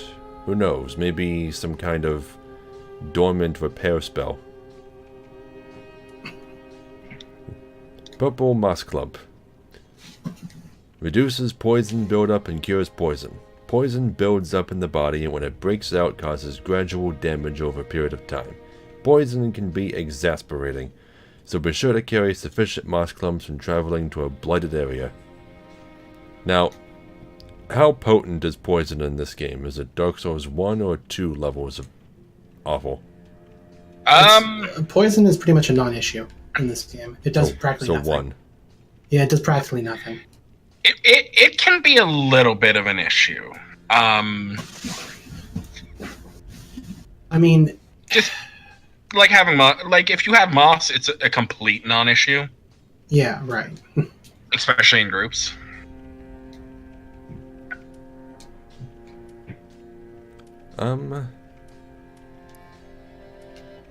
Okay, there it is. I was trying to find where it said how many I held. I found it. Okay. Let's see. Firebomb. Bisque? Is that how you say that? Let me check. Bisque? Yeah, Bisque probably.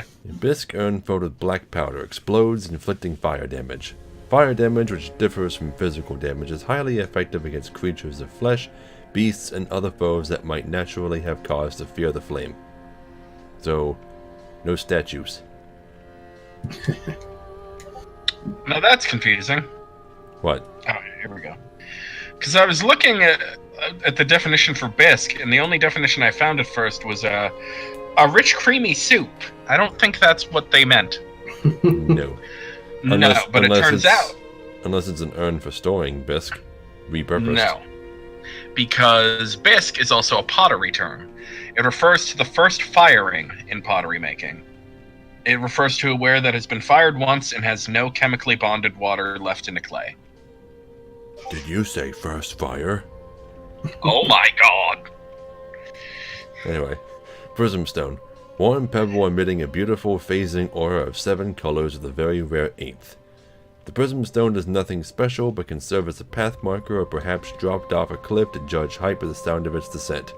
If a loud noise is heard upon its landing, then a fall from the ledge is surely lethal.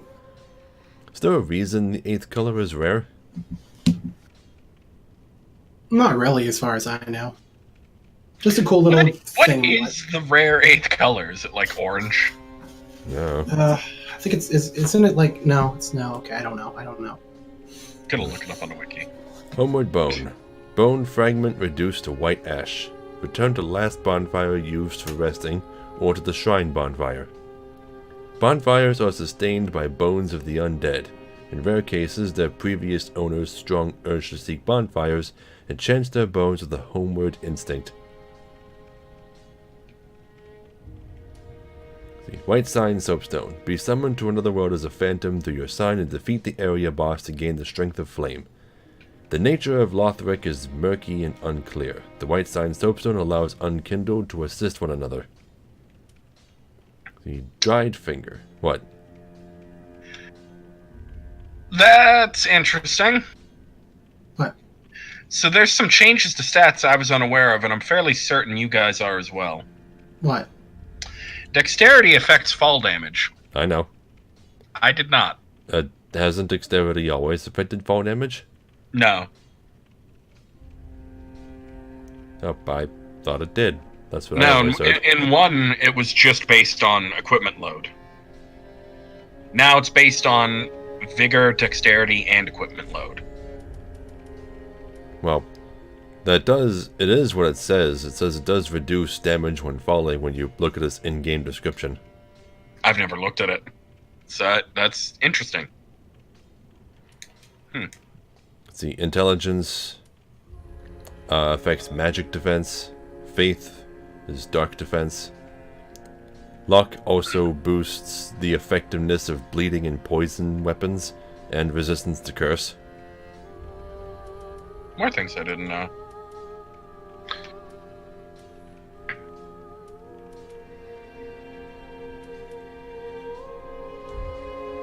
Anyway, Dried Finger. Used to strengthen connection to other worlds, allowing the summoning of a third phantom but also a second dark spirit. Also makes the summoning of a dark spirit occur earlier. Use with caution. Should I buy this? It's up to kind you. of worth it. What? I said it's kind of worth it if you plan on summoning more, like randos with us, you know? When the time comes, I suppose I will. Until then, I don't really need to. Let's see, Tower Key. Key to the decrepit tower behind Firelink Shrine, which leads to the Bell Tower. The Bell Tower is the grave of Firekeeper's past. When a Firekeeper has served her purpose, she is led to true darkness, where she enjoys a long-deserved sleep. Or they can become red-clad old ladies who hang out and cackle at people all day. And also, I think that's the nicest way of saying that I think they literally toss Firekeepers to their death in the tower. Yeah. She's led to true darkness off a cliff. See, Soul Arrow fires a Soul Arrow. Do okay. Farron Dart. Variation of Soul Arrow developed by sorcerers of the Undead Legion of Farron. Fire a Soul Dart. Well known among the Farron sorceries, it is learned far and wide due to its ease of use. I think Farron Dart is just a really fast Soul Arrow, right? Fast and weak? Fast and weak, yes. Yep. See, Heal Aid. Aid heal. Okay. Miracle imparted as charity to those of little faith. A show of tolerance from the way of white. Slightly restores HP. Let's see. Dagger. What's its skill? Quick Step. Instantly step behind or around the side of foes. Especially effective when locked onto target. Huh. It's fairly useful. It's really good for getting through areas with water, because you can use it even at 0 FP. Yep. See, Short Sword. Stance. While in stance, use normal attack to break a foe's guard from below, and strong attack to slash upwards with a forward lunge. People call these weaponoids, don't they? I think that's how they were described in pre-release material, which is why it started getting called that. Yeah, and the game just refers to them as skills. Yeah. Scimitar. Spin Slash. Slice into foes with a large spinning motion and follow a strong attack for a spinning vertical slash. That reminds me. I need to get my hands on some Painting Guardian swords. Anyway, Halberd. Skill Charge. Hold Spirit Waste and charge at foe. Use strong attack while charging to extend the length of the charge.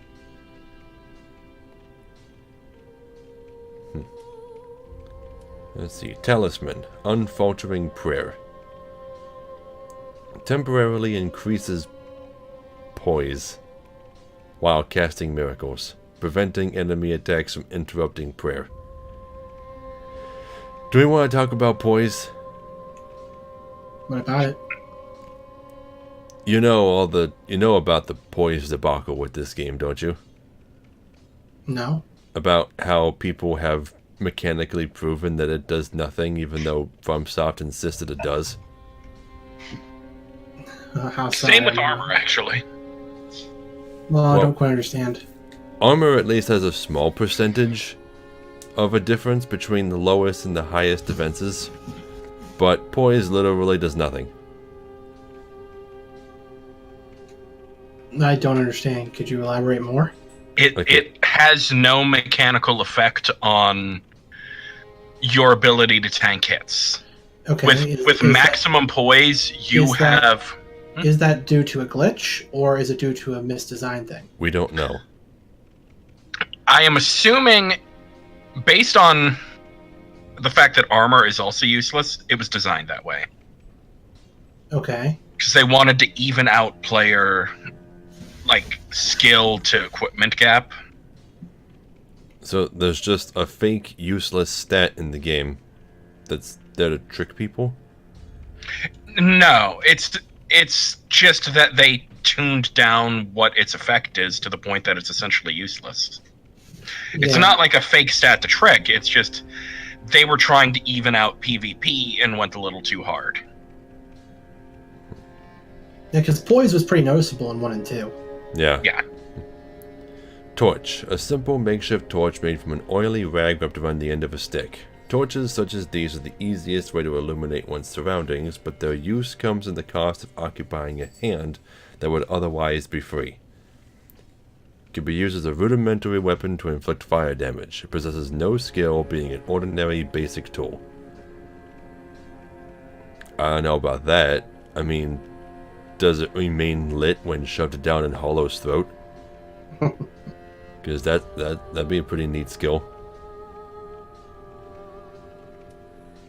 Let's see. Leather shield, parry, crimson parma, parry, warrior's round shield, weapon skill. Equipping this shield in the left hand allows one to perform the skill of the right hand weapon.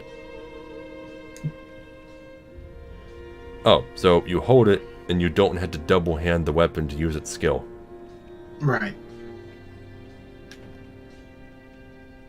That could be useful. It is. Sometimes. It would be more useful if any of the skills actually mattered. My Estus skill is really good. And none of them are really fantastic, though. They are all useful in very specific circumstances, but not useful much of anywhere else. That's the problem. They didn't make them just universally useful. With the exception of, I would say, the... There is one that's pretty good, but which one are you going to say? Hold on. The one for the staff, the magic staves. Oh, that like boosts your magic or whatever? Yeah, it literally just boosts the strength of sorceries. Yeah. Mm-hmm. There's one weapon art that also is pretty good, though, outside the staff, though, and I can't remember what it is. Maybe the one that lets you break guards. That's probably a useful one. That's the Estus. Okay, well, I said that might be. I don't know. I don't know. And certain individual weapons have arts like exclusive to them that are pretty decent. I think the butcher's knife has a pretty good one. I think you have to use its weapon art to turn on a health regen from attacking. Let's see, wooden arrows. Weaker arrows that can be purchased in bulk. Simultaneously equip the 2 types of arrows and switch between them as needed. And wood bolts.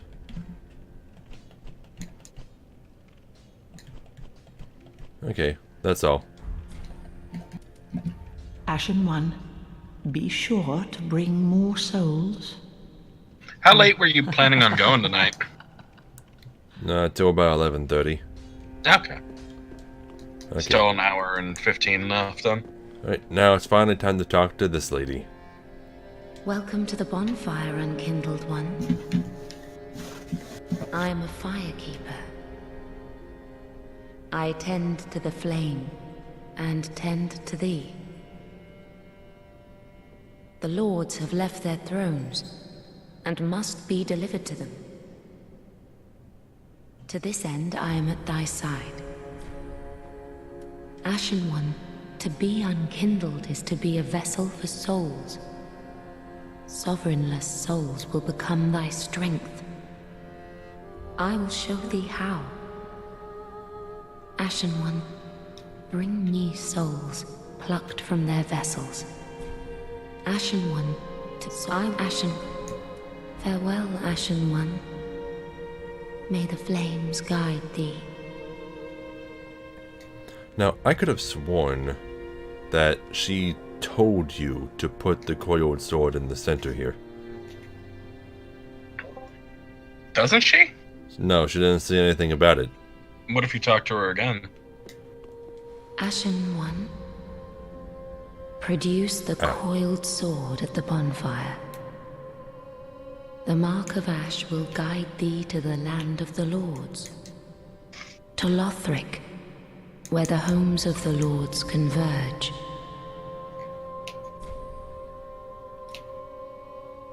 Ashen One, farewell, and Okay. may the... Embed the coiled sword.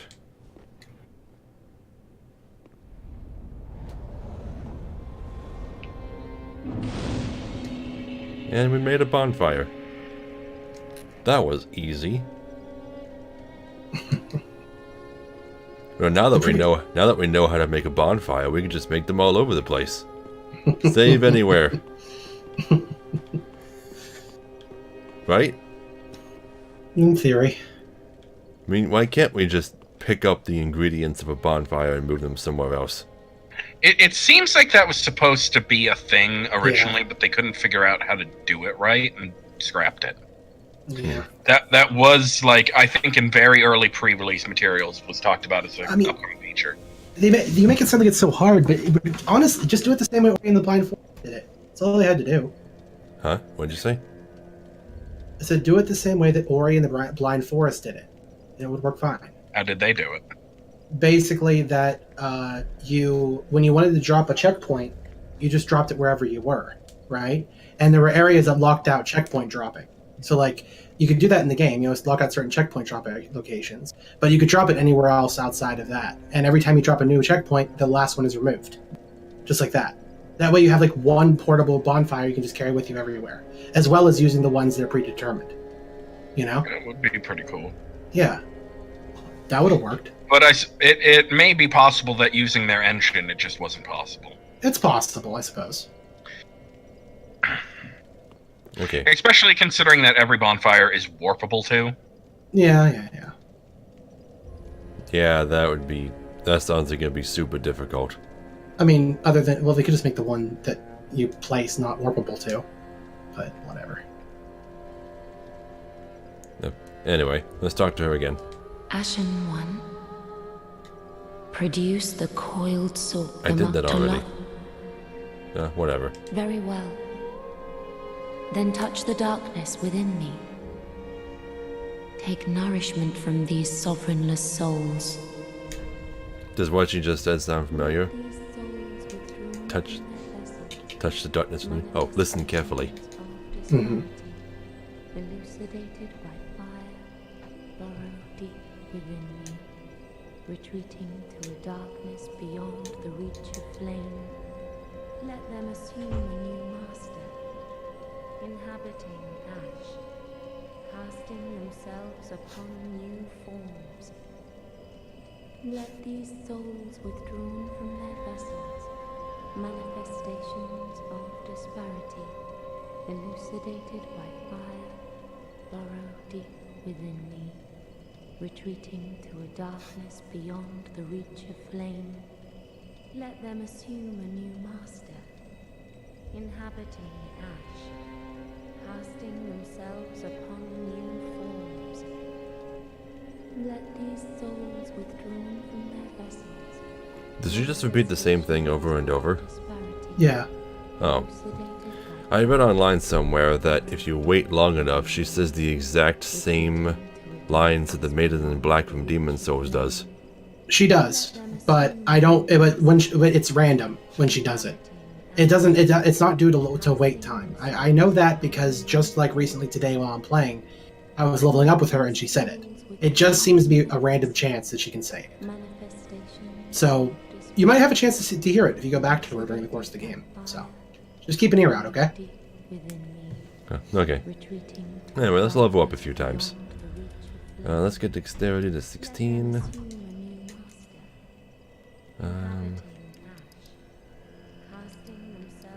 Actually, I'll keep Dix at 14 for now.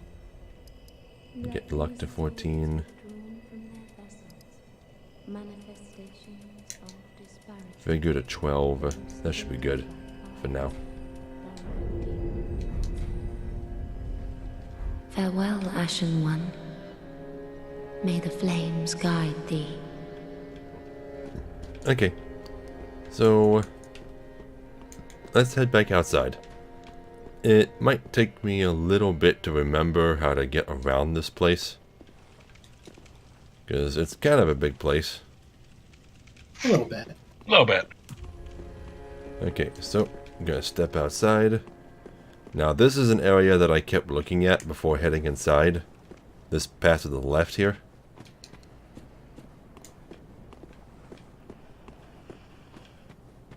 Yeah, so you go up here. And there's a guy standing right up there. And he's not a normal guy. He's got a katana.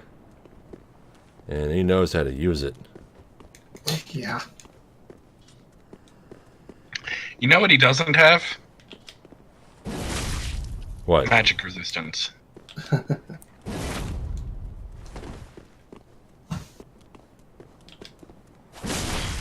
Damn it, jeez.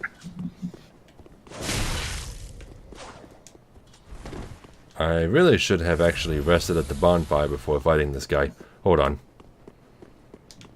Also, there's an item here that I missed. Remember? Hold on. Oh, no, that's a different path. Let me go rest at the bonfire real quick, and then I'll come back out and try and beat him. Because if you beat him now, then you unlock something a little later on. You do? Yes. I was unaware of that. Yeah, you gotta do it before the next boss. I mean, I already killed him, so I'm good there. Okay, come here, buddy. And of course, the easiest way to deal with this guy would be to just kick him off a ledge.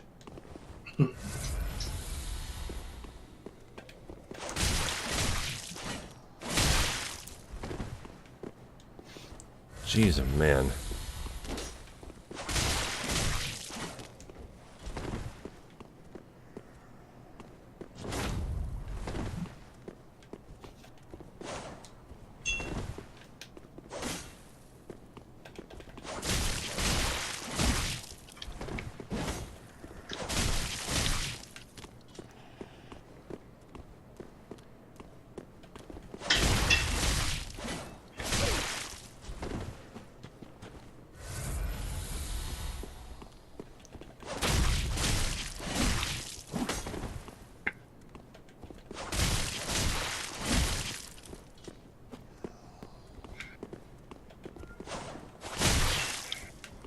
Almost got him.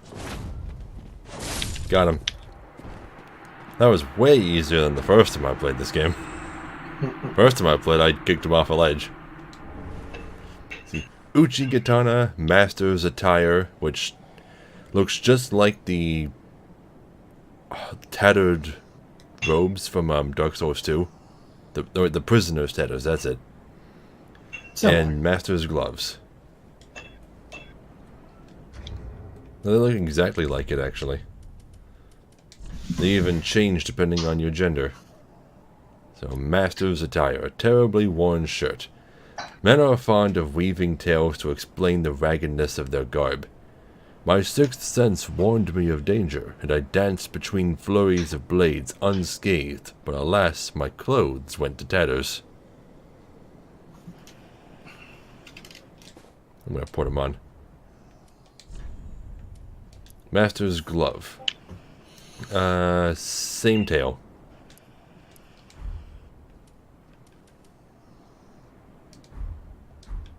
So it's really just an excuse to, like, you know, like, just buy fucking new clothes, dude. Uchi Katana, a unique katana characterized by the fine craftsmanship of an eastern land where it was forged.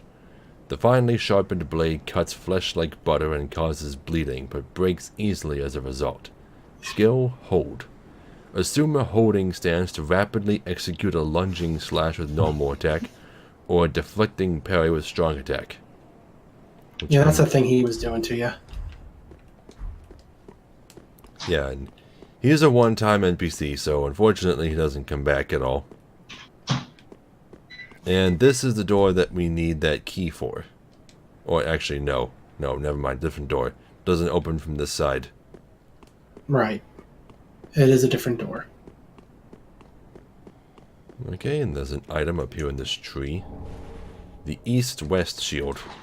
Oh, geez, hello. Ah. The lighting made them look like they were player ghosts. Didn't even see them coming.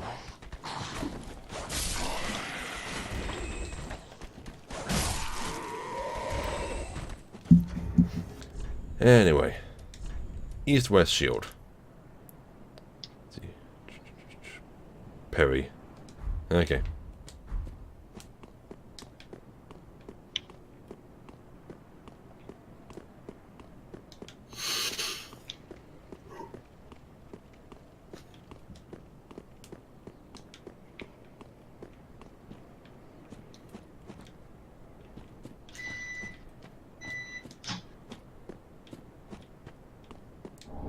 Homeward Bone.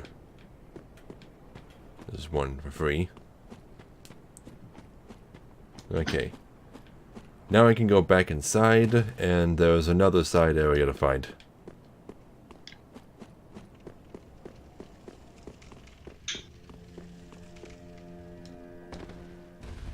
And just to be safe, I'm going to rest at the bonfire again.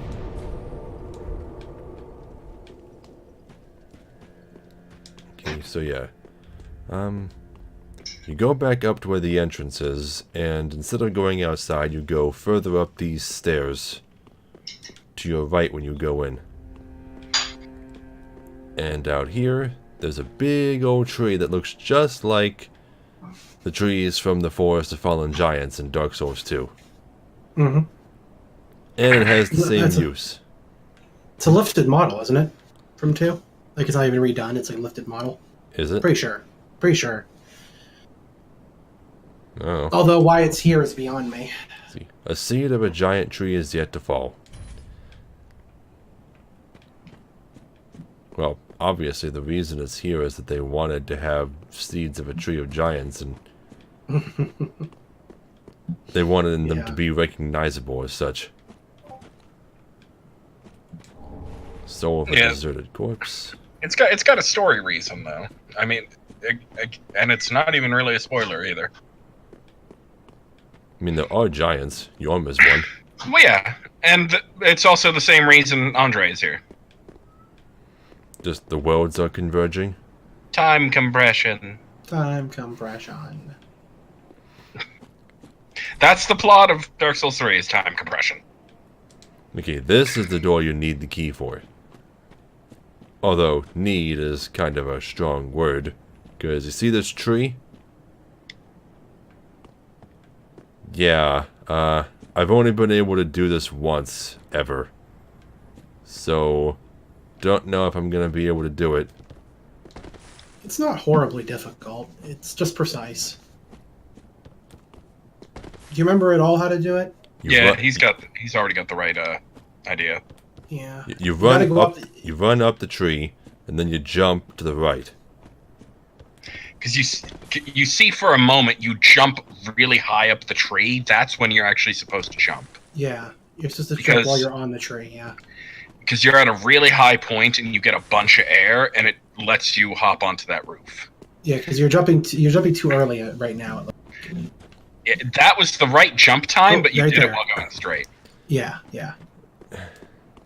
Going right at the same time that happens. It's so frame Yeah. perfect. It's not frame perfect. The window for it is actually about 4 frames, so it's not frame perfect. Yeah. Just correcting you. I know it's close, but it's not. It's 4 frames. It took me about a minute to get it. It's really not hard. Does this game have a set 60 frames, or is it just 60 frames at max? I don't know, actually. Yeah, I don't know if it has it changes or not. That one was close. Oh, you're really close, yeah. That one, not so much. Ooh, that one was real close. Damn. I think if I do the roll at the end, does that mean I was completely off? Yeah. Because if you kind of just rub against the wall, then yeah, it was like, oh, no, never mind.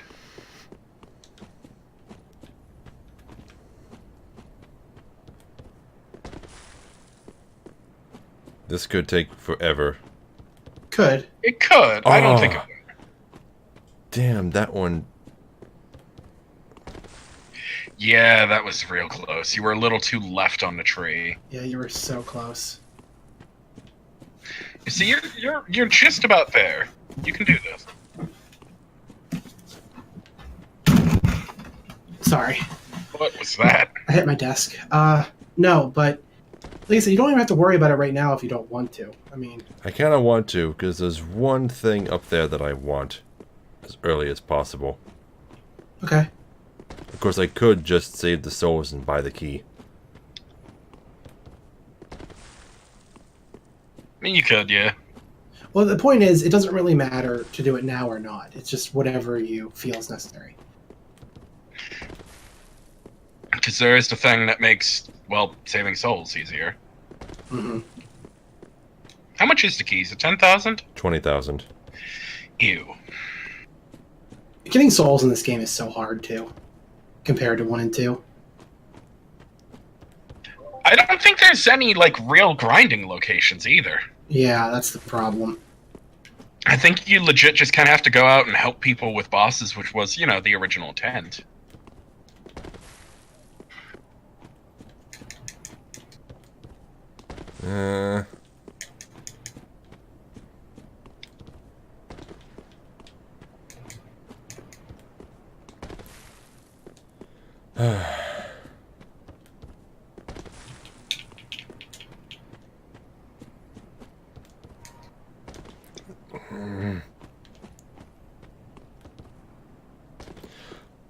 I got real close twice in a row there.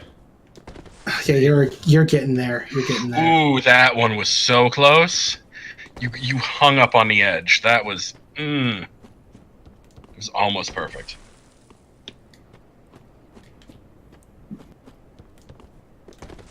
Sometimes I feel like I'm not running up the tree. You're turning a little early some of those times. Yeah, you got to watch for when you actually begin running up the tree. Yeah, it's a little. I need to find the spot that lets me run up it. There's a little bit of randomness with it, so it's not just a spot. Yeah, because you go up the tree because you're messing. You're essentially running into the level geometry in a way that it's like, nah.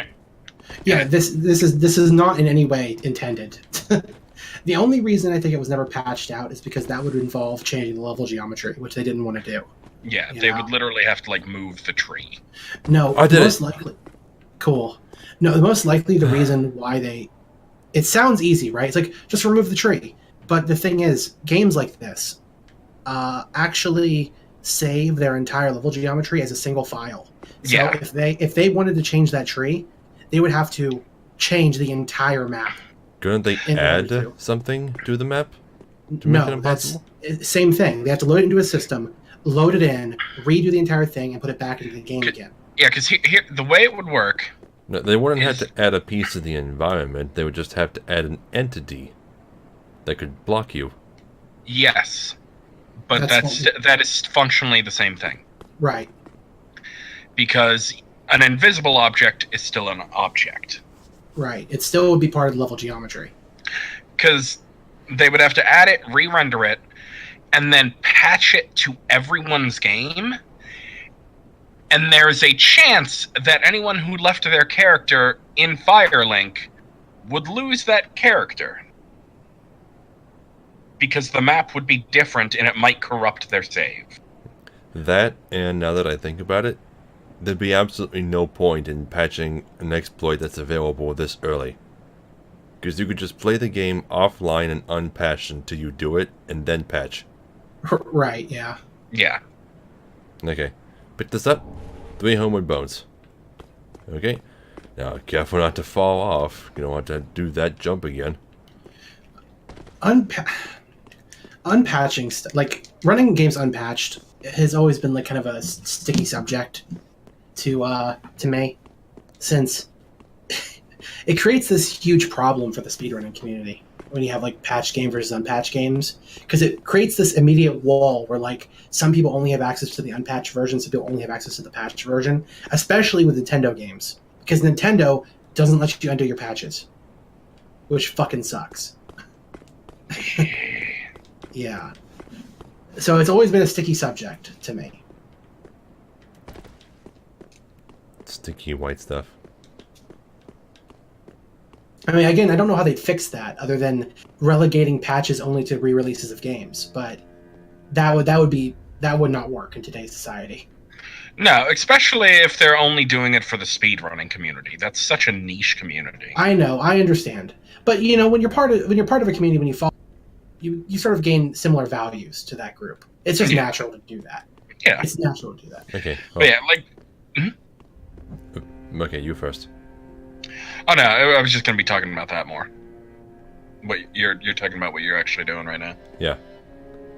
Okay, so I'm gonna pick up this item, which I pointed out from below. I looked up and I saw this. I mean, this item, all this item is here for is to prove to you that you can get up here. Right. And it's an Estes Shard. That'll become useful immediately. And over here, we see what looks like the remains of a nest. And if we look up, we can see beams of sunlight shining through more pieces of a nest. And when we approach it...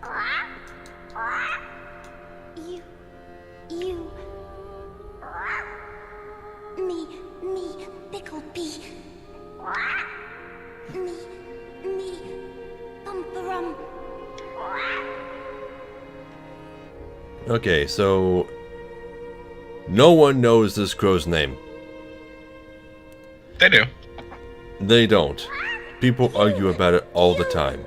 Some people who say it's Snuggly, there are people who say their name is Picklebee, some who say their name is Pumperum, some who think that there's 2 crows named Picklebee and Pumperum.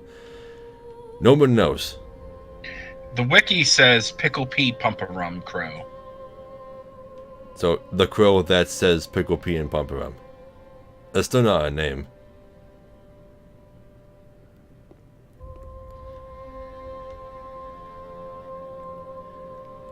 Right? I mean, it could be. Well, anyway, I have no idea what's a viable trade item at this point. I have a couple I could tell you about. Yeah, there's some valuable ones. Do you have any fire bombs? I do. Trade a firebomb. Homeward Bone, Prism Stone. Can I trade one at a time, or can I looks like drop a Dark whole Souls bunch of stuff? We'll just try one at a time first and see what happens. Yeah. Does it immediately turn into an item, or do you have Yes. to... Oh, it immediately turns into it? Okay. Yeah, you don't have to reload. Yeah, okay, so when I dropped it, the crow said Pumperum a whole bunch of times. Because Pumperum is the description of one of the 2 types of items they want, right?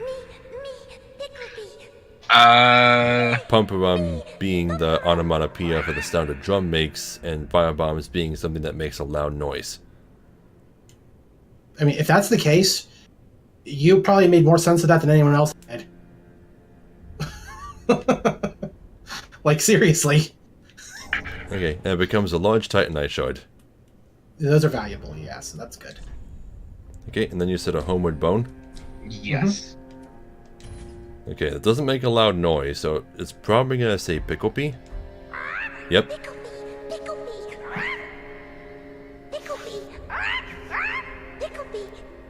And that becomes the call over gesture. and the iron bracelets, which is part of Solaire's set. Which is in the game. Well, now we know. Dark Souls 3 has more sets than any other game.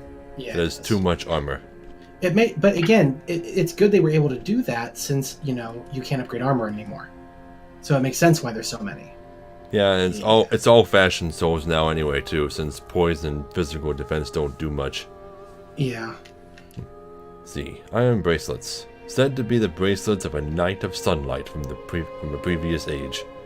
Has no particular powers, but are of fine quality and evidently well taken care of. Yeah, who was taking care of them for so long? It's been 5,000 years. How are they not rusted away? The Cult of Sunlight. Which are who?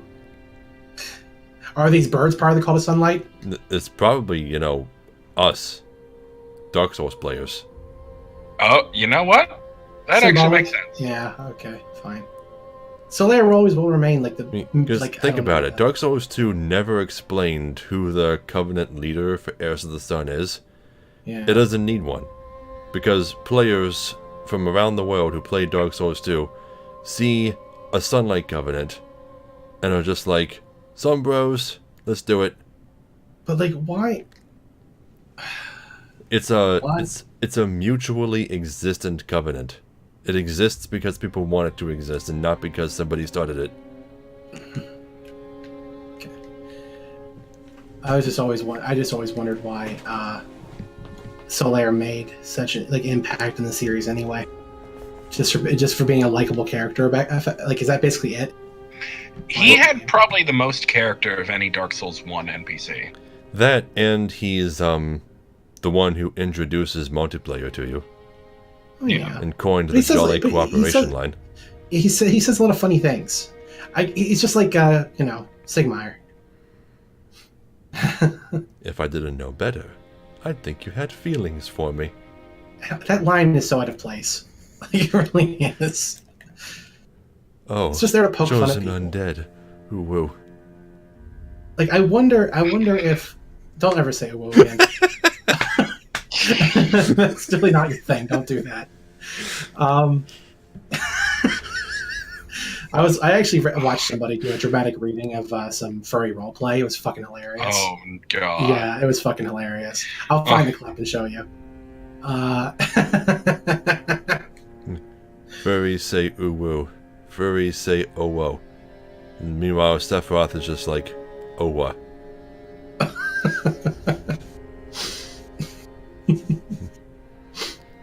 Do you actually get that? No. What are you trying to reference? Hello? OWA. It's OWA. OWA? It's been a while since I played 7. What? I don't get it either. One-winged angel. Oh god. That's really, really forced, but okay. I got it. You laughed? Why? I laughed because I assumed it was going to be hilarious. I'm a terrible person, I know. Tyler, your reasoning is just... You're the most blindly supportive person I know. Like, holy shit. What else can I drop? Prism Stones, you said? Yes. I didn't buy any. Oh, okay. Well. Yeah, I think the Prism Stone gives you a twinkling. So, it's worth it to come back up here later and do it at least. Okay. Yeah, and that should be all that you have on you right now that you can trade. Okay, there's the message right here. Illusory Warhead. I'm gonna rate that as good. And head on in.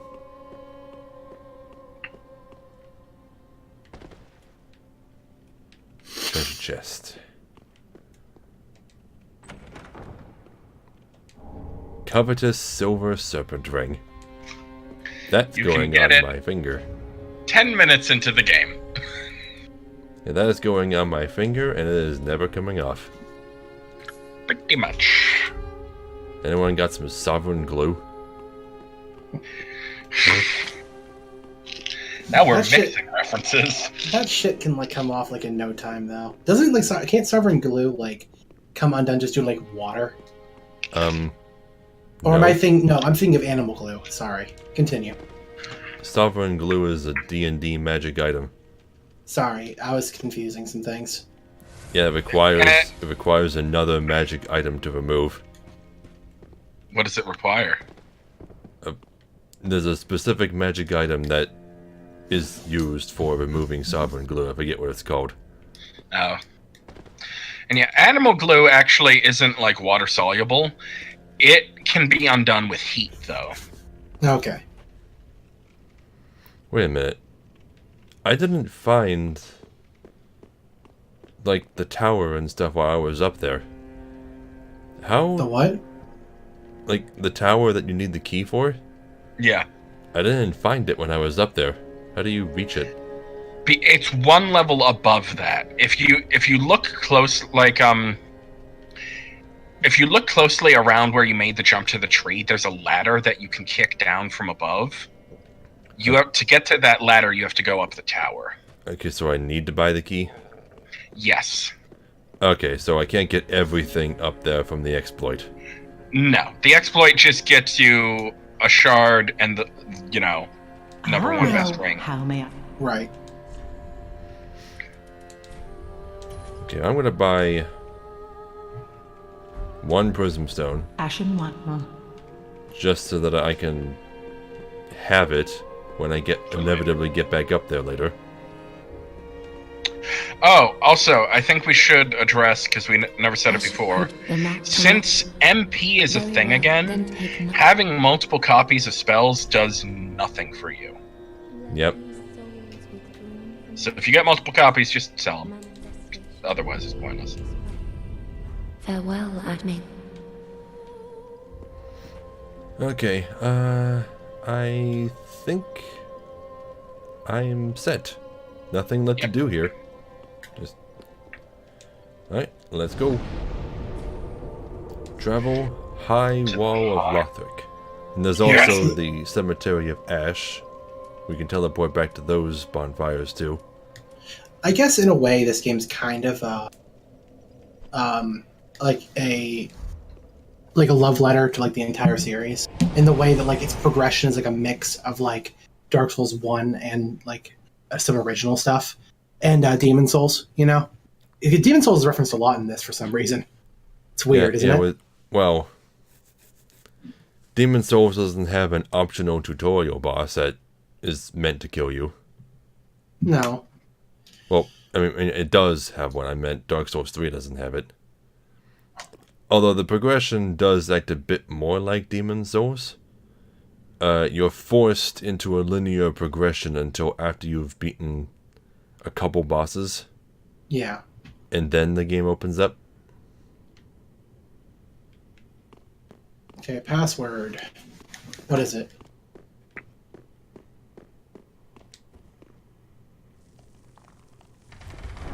Should we go for password themes like before?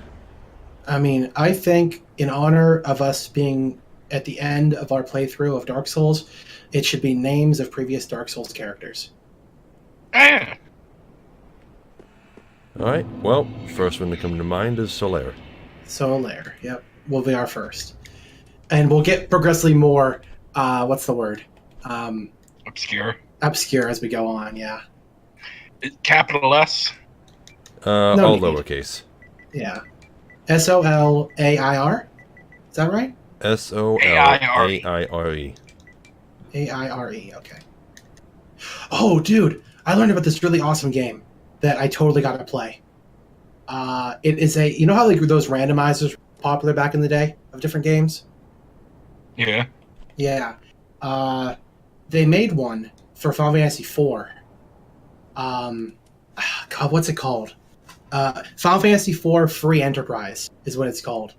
It not only does it make the game a randomizer and changes locations of all the bosses and items, it also makes the game an open world RPG. It unlocks all the progression from the very start. You unlock characters at random by completing certain events, and it's all about finding your way to the final boss in whatever way you can by collecting certain specific items. What? That's pretty sick. Yeah. Well, is the final boss still on the moon? Yes. So it's about getting the steps necessary to get to the moon to fight him. Yes. The only set boss in the game is the final one, which of course, as you can guess, is Zero Miss. Yeah. Yeah. Okay, so I'm looking out at the entirety of Lothric, and I have a couple questions. Yes. How much of this do we actually get to explore by the end? Like Well, let me look out and see. 25% of it, kind of, just about. You don't explore a lot of the high areas, but the entire low areas are explored. I'm pretty sure we go up there at some point. There's a couple I of believe you are correct. there's a couple of big enemies. Okay, my sign's down. So is mine. You know, my stream isn't very far behind tonight at all. No, it's pretty It's close. only a few seconds. Yeah, I noticed that my when doing- sign's up by the bonfire. I Yeah, noticed I that see while it. doing PS4 direct streaming, that like I have like no latency whatsoever. It's crazy. Alden of Astora, that's Tyler's character. Yep, Alden of Astora. And I see another sign, which I can't examine yet. Doesn't have quick summoning like 2. There we go. I thought it would be fun Kulanai. to make kind of like a pseudo, roleplay character. So, yeah, Alden of Astora. Okay, so speaking of Kulanai, Tyler, I don't suppose Kaze showed you his finished commission, did he? No, he didn't. No, I drew Kulanai again with a slight redesign. And I Yeah. absolutely love it. Speaking of redesign, I'm gonna have to like redesign at some point. Want to help me with that? Redesign who?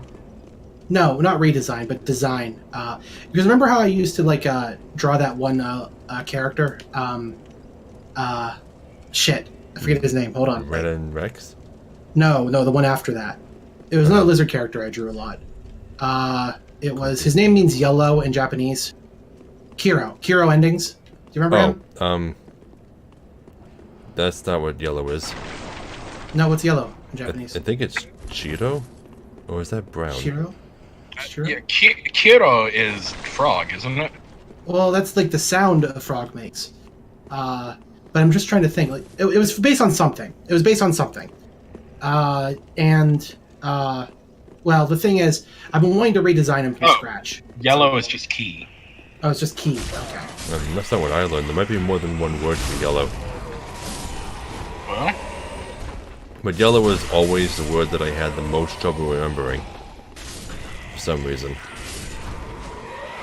I remember all the others. I was gonna say I wanted to redesign it design him from scratch just for fun, and Oh. I'd like to do that. there is another one. There's Kiroi. Yeah. Okay. Or, yeah, Kiro, but it's spelled different than, well, I guess Kero. Yeah, because Kiro's name is spelled Kiiro. Yeah, And- yeah.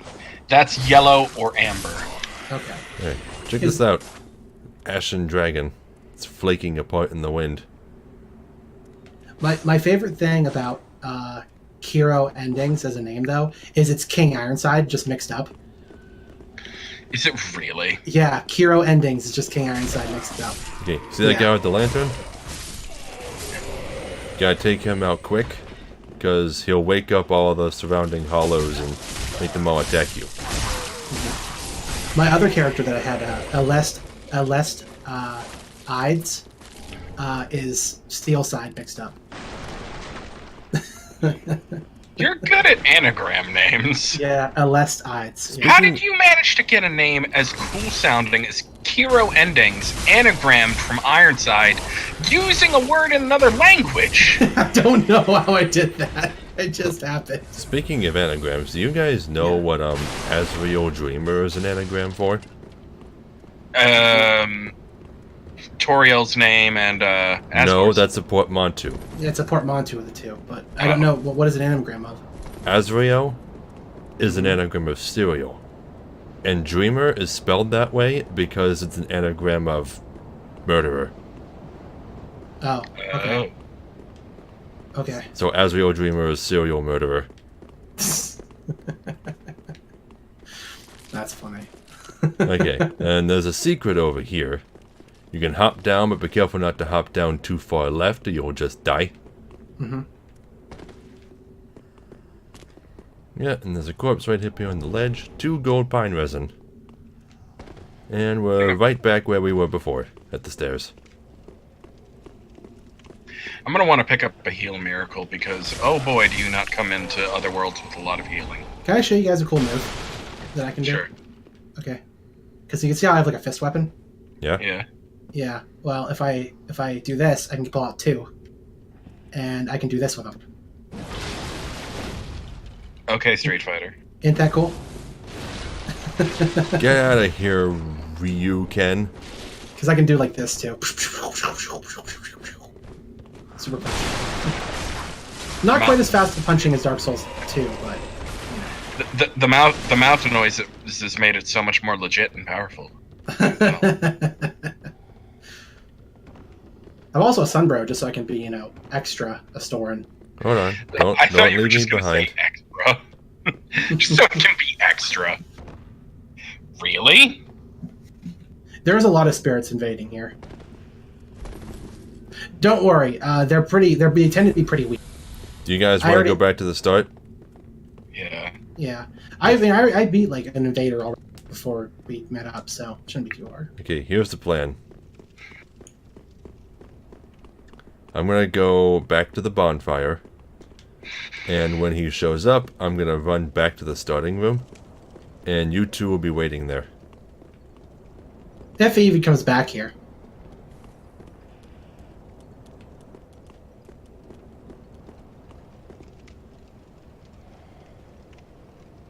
Oh yeah, what if he's one of those camping invaders?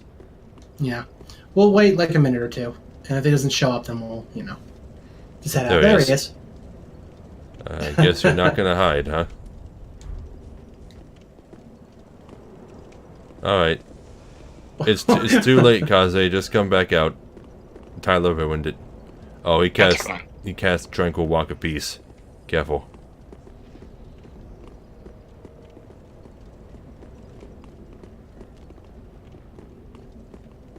He's got the Kirk armor on too.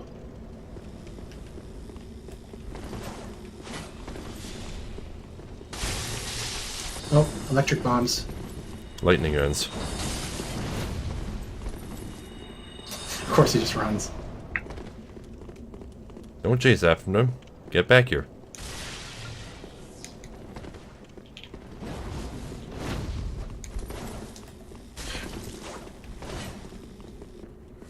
Yeah, see? This is what they do. Yeah, I know, keep but it's backing fine. up. Because of course they're going to do that. It's the most viable strategy they have. He's just trying to lure us to the dragon, you know. Yeah, well, we know where the dragon is. But he always has the power. He always has the power to do that. Well, let's just go the other way. You can't. Yeah, there's no other way to go. Isn't there? No, because it's blocked you off. have to open it from the other way.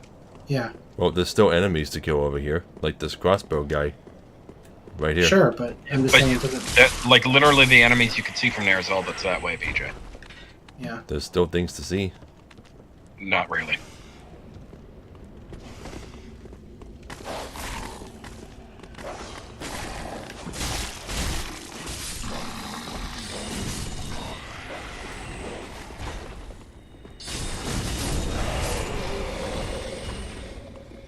And just keep an eye out for the invader. See if he wants to sneak up behind us.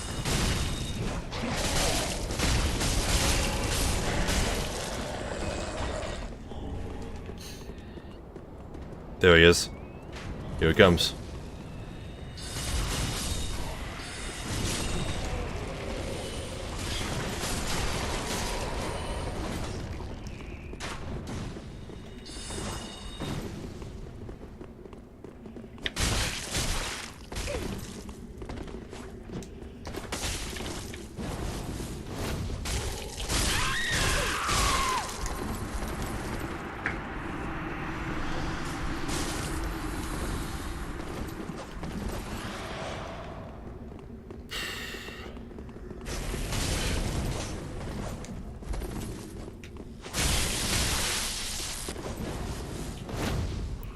Okay, this guy's really good. What? Really? I mean, he's just running back and forth. He's not really doing anything.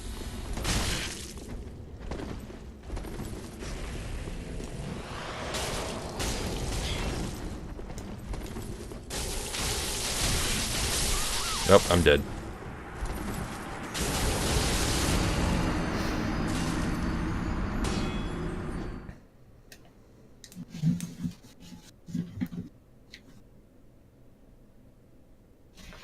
Well, we're gonna burn through a couple embers here.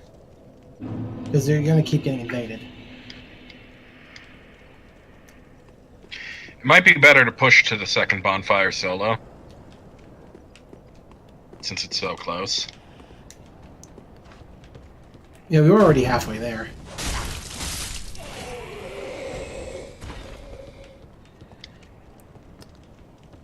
Still feel like we would have had an easier time with him if he'd stuck with my original plan. Probably. Yeah, but I wanted to, do it that way. I mean, I was still alive. You're the one who died. Which is a And bad thing, because he's the host. What are you gonna do if I run out of embers? I'm gonna have to give you some embers, probably. How I'll are just give them to you gonna give me embers if I'm out? Well, I'm like right now. I'll give you embers.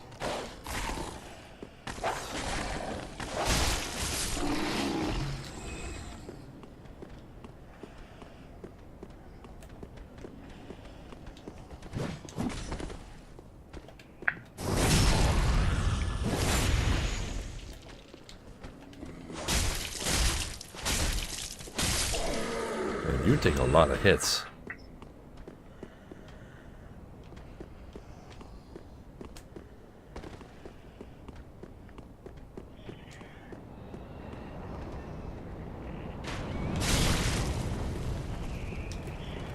Anyway, you see this guy standing up right here?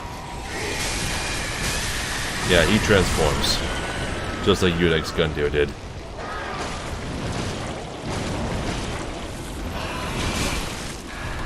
Jeez, although I think he does more damage. And he kills his allies.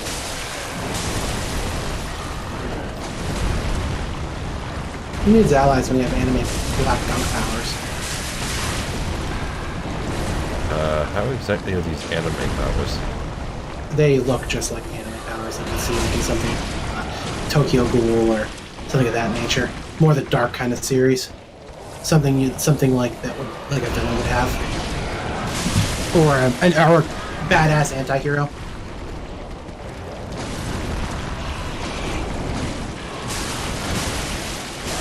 Well, I killed him, but I'm out of flasks and I'm almost dead. I got an Ember and a Titanite shard from him. Does he respawn? Yeah. Yes. And if you kill them, that's how you can grind embers, because they have a chance of dropping embers every time. Oh. So I think that the chance is only there if you let them transform. Right. Well, yeah, I think that so. I believe. Yeah, I think that's correct. The reason I stopped because I'm not sure if that's the case. But you can grind embers from them. Doesn't look like it wants you to go up there. There's an invisible wall where this pile of rubble is. Nothing hidden back here. Got a longbow though. It's gonna be one of my main weapons.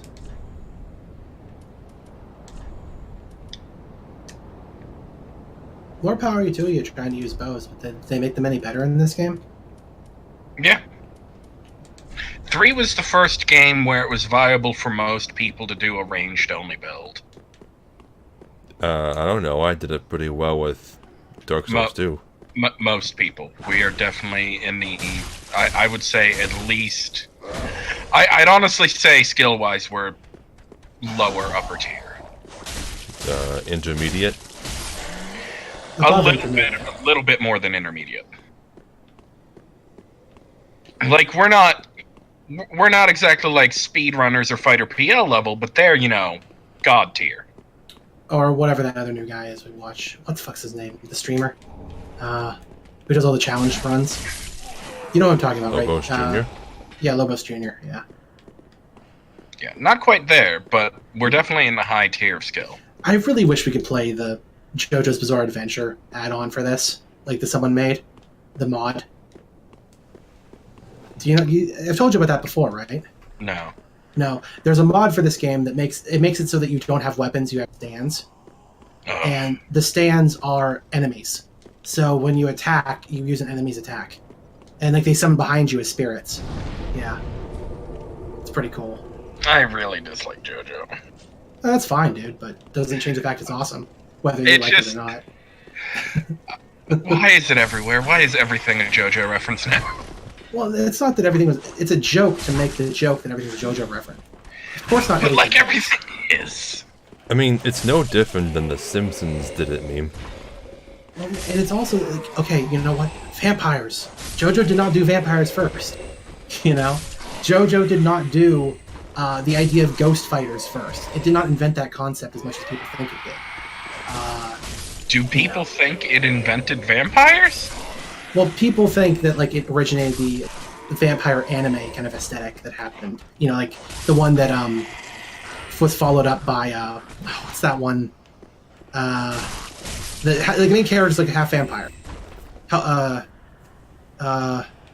He wears red. Like what the fuck's it called? Helsing? Helsing? Yeah, He's Helsing. not a half vampire. He just is a vampire. Oh, he's just a full vampire. Oh. I never seen it. Dracula. I've never seen it. So. Yeah, he's literally Vlad Dracul. Oh, okay. And besides, I think the earliest example of a pretty boy anime vampire, at least one that's really notable, is Lestat. Most of the things that people say JoJo invented are true, in the sense that, like, you know, the whole power escalation kind of deal that was kind of pioneered by that or whatever. Referencing the whole metal bands thing, I don't think any theories that either. That's really kind of just a JoJo thing. Yeah, I was gonna be like, there's no way JoJo was like the first thing with like vampires and stuff. Premiered in 1993. Oh well, maybe. I can see why people think that at least. Yeah. Well, I mean, in anime, of course. I mean, vampires came before that, but yeah. Because I don't really know of any other anime vampires besides that, outside of Zelda. Aren't vampires a big thing in... There was that one anime in mid-2000s where you just had characters that were literally part of the Catholic Church. I don't remember. Oh, and Blood. I think Blood, yeah. Yeah, I think she's a vampire hunter. Oh, Isn't she a vampire and a vampire hunter? So she's Blade. But a thing that JoJo did really was that whole thing of having like a war cry that is just a sound that is made. You know, that was pioneered by them, and everything references that. You know, if someone has a war cry that's just a sound they yell, it's referencing JoJo for the most part, if it's in an anime form. Well, it's not even... Most of the time, it's not a sound. Like, they're actual words. Well, yeah, but like aura. Like, aura doesn't mean anything. It's just... Okay, guys. I mean, what? Do you think I should make a dart for upstairs or go the normal route down below? Dart upstairs. Because that's the only way to get the door open. Alright, run, high dragon. Bye, dragon. Well, you are right about Ditos, because Ditos is just Muda. That means... Muda means... What does Muda mean? Die? I can't remember. Muda means something. Oh, this explains why he says Orda. Okay. The word and its variation actually have several meanings in Japanese. Let's see. Ora is a slang term coined by the Japanese Yankee. The Yankee are a Japanese group kind of resembling punks or greasers, if you want to go back that far. Which is exactly the aesthetic of JoJo. Well, JoJo Part 3 and onward, yeah. Yeah. Mm-hmm.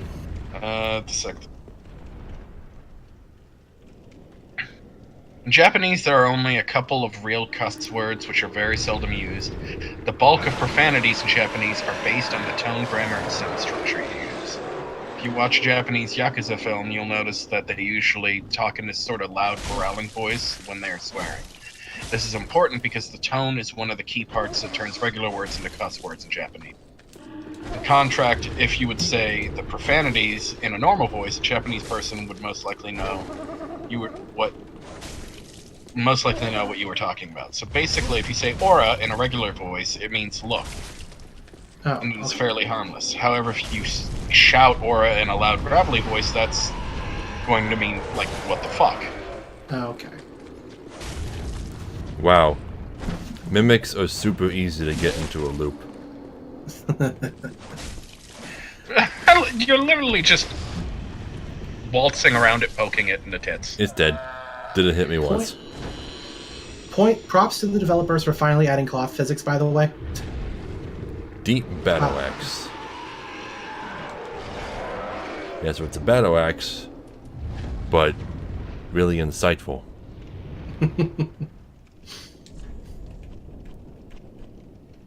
Let's see. Skill, Warcry. Let out a spirited Warcry that temporarily boosts attack. There's that too. That's a useful one. That sounds useful, yeah. Now, what'd you say the other one is? Muda? Muda. M-U-D-A. Oh, Muda. Yeah, Muda.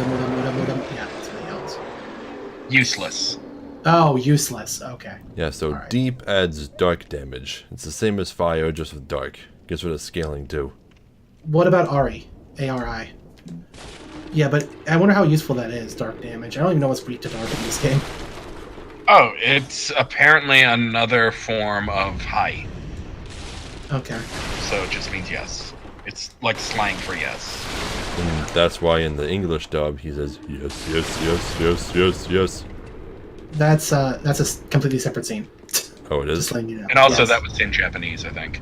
Yeah, that he was in the said- Japanese Oh, he version. says Yeah. yes in the Japanese In English, version? yes. Oh. Yes, he does. I 'Cause- forgot that was a thing they did in that show. Well, because remember, it doesn't. Even though he doesn't look like it, Jotaro Kujo is American. Doesn't sound like it. I love how the Japanese very frequently will hire voice actors for characters that are supposed to be American that are native Japanese speakers with thick Japanese. Actually, wait. I'm sorry. I have to correct myself. He's not. His father is. Sorry, I had to correct that. Well, yeah, but like in other anime I've seen, Yeah. like they have a character that is like American in America speaking English, and they sound so painfully Japanese. Every Oh, time yeah, I it's- try to use an attack that isn't R1 to fight an enemy with, I get hurt. And then I Yeah, have to R1 spam to win. Yeah. I've noticed compared to the other games, hit locking, like hit stunning your enemies, is a lot more viable compared to the other one. So yeah. But I'm trying to think. So Muda, Aura, Ari. Is there any others? I'm trying to remember if there's any more. I think that's all. I think that's the main three. Well, the reason Ari was is because it was for a joke. Because the character who does Ari, Bruno, what's his last name? Bucciarati, I think that's what it is. He does Ari. So it's kind of like a, you know. You cut out. He goes Ari, and at the end he says Arrivederci. Okay. So yeah. So it's kind of like a weird variation on him just like saying Arrivederci and rolling the R forever. Right. Yeah. It's never explained why he has it, because the only other characters who have a Joestar or a Brando, and he's neither, and he's the only one with a yell. It's really strange. Anyway, Yeah. let's see. So I killed that guy, and he dropped the Lothric Knight Helm. The Knight has served as one of the 3 pillars since ancient times and shares place alongside the Wyverns as a symbol of Lothric. Only those possessing a Knight's Resolve are fit to wear this garment. Well, what if I just put it on? Huh? What are you gonna Well, do you're fit about for it then, apparently. Yep.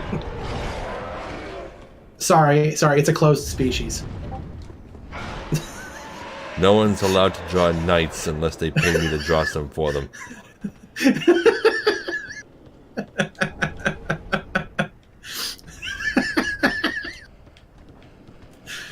Oh, that's funny.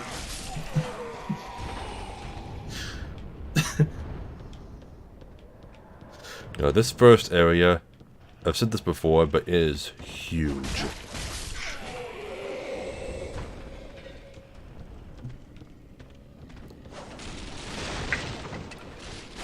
But like I was saying before, in terms of redoing Hero as a character, I want to redo his design to be inspired much more by Japanese kimono artists, because I'm like a gigantic fan of the way that many things look, and I would like to make something that's inspired by that.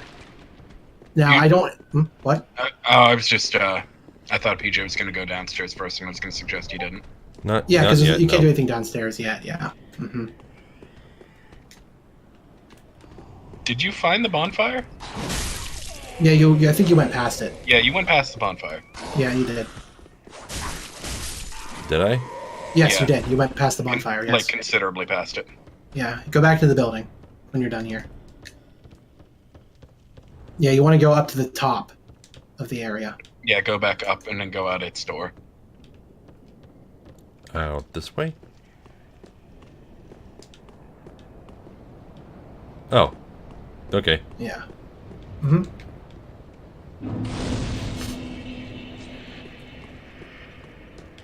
Wait, have I haven't been here before, have I? No. The same staircase with the pile of rubble? No, it's a different area, just the same pile of rubble. Mm-hmm. Alright. Yeah, I got my sign down by that bonfire, because now it's a more viable place to summon from. Right, and we'll try and get to... We'll probably try and get to the first boss, I think, Are we tonight. gonna try and beat the guy in the basement? We can't do We that can't right yet. now. We don't have the item to do it. Yeah, you need a key. Oh. Yeah. Yeah, we can't, dude. Sorry. Okay, let me go back and spend my souls. I got quite a few of them now. Yeah. Well, remember And that... What? I never got to tell you earlier. Are you going to be keeping notes on stuff you need to keep track of for this playthrough?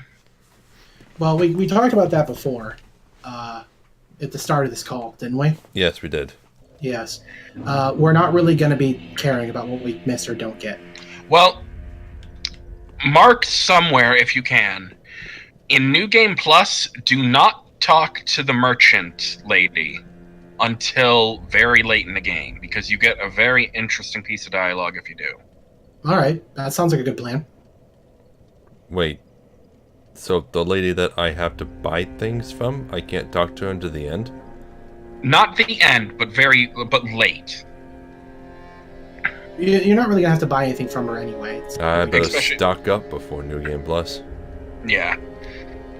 In fact, there's a lot of things we're gonna have to do before New Game Plus, because there are some covenants we won't be able to do, because we gotta Right. do them I've now, already- and then Yeah, I've already missed a covenant, so... Yeah. yeah. Okay. Welcome home, I shall speak. Very well, then take note. Okay. So let's boost HP a bit.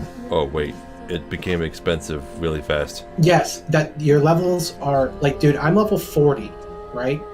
It takes like 15,000 to level up. Like, it goes up real fast. Farewell. You're almost already halfway to what level I am. That's how slow it goes. You have to be very precise in what you level. You have to be very precise. Ooh. Yeah. Okay, then.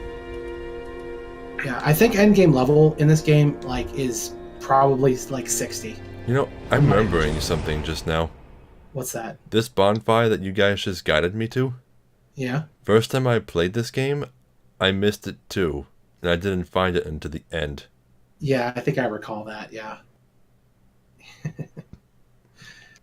There's so many bonfires in this game, though. It makes sense. Probably miss it.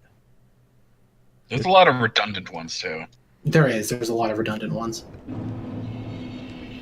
Okay. Yeah. Time to use Yeah, the but precious ember. since I got home tonight from work and before we started, I actually finished 3 more bosses. Actually, So I'm hold on. moving a pretty decent clip. I forgot you don't bring Estes Flask Shards to the Firekeeper in this game. You bring him to Andre. Yeah, you do.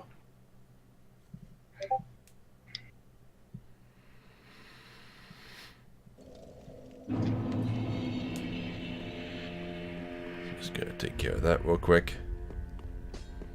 I would love to get to the first boss tonight, or the first major, the non-tutorial boss. I mean, we're really close, so... Well, there's a lot to do, though. At the very least, we can get the shortcut tonight and probably call it there. Yeah, there's still so much left to explore in the area alone. Well, I mean, maybe, but if we just gunned it, you know, we could probably get there pretty quick. But PJ doesn't want to do that. Well, the thing is, though, right, it doesn't really matter. Because there's no NPCs in this area, this one, and that NPC won't be interrupted by, like, us going to the boss. There's stuff that's hard to get solo. And there's 2 NPCs, actually. Where's the other one? Well, yeah, I only know of one here. Yeah, there's no other one. Oh, no, you're right, there are 2, but neither... You can't do anything with either of them yet. Well, Okay. you can with the one if you kill them right away, but we're not going to be doing that in the first playthrough. No. Well, I've already done that in my game, so, yeah. That really won't affect anything, though, I hope. No. Shouldn't. Yeah. No, it I think all it does is cuts off a covenant. Yeah, that I don't really care about, so it's fine. Ember. Okay, now just gotta keep an eye out for your... Oh, there they are. I thought I would hear sounds when they appeared. Oh wow, our signs were right next to each other. That's kind of funny. Like they were almost touching. That's gay. Oh, our signs are touching. We are incredibly gay. Oh, whoa. God damn it.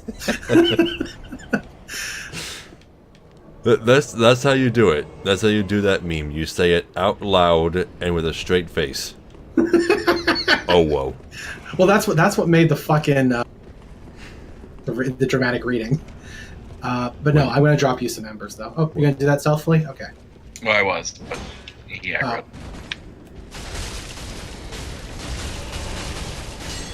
Fuck you. You guys annihilated him. I got another Night Helm. Can I have it? Sure. Embers. Please tell me I can drop embers. You gotta be able to, right? Yeah. There. Yeah, there they are.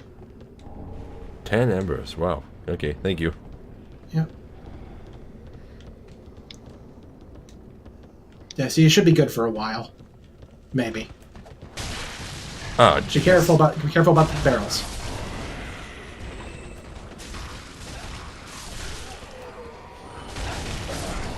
I'm the most knightly.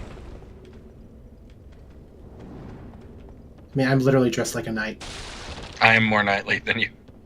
I also look horrifying underneath this mask. Really? Yeah. Let's see. Okay. Well, just because of, you know... Oh my. Yeah, me being, you know... You're beef jerky. Yeah.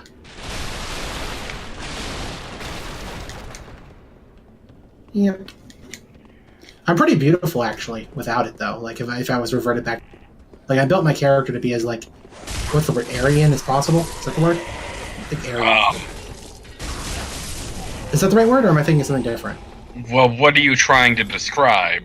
Like, you know, blonde hair, blue eyes, you know, like, pristine body. I mean, yeah.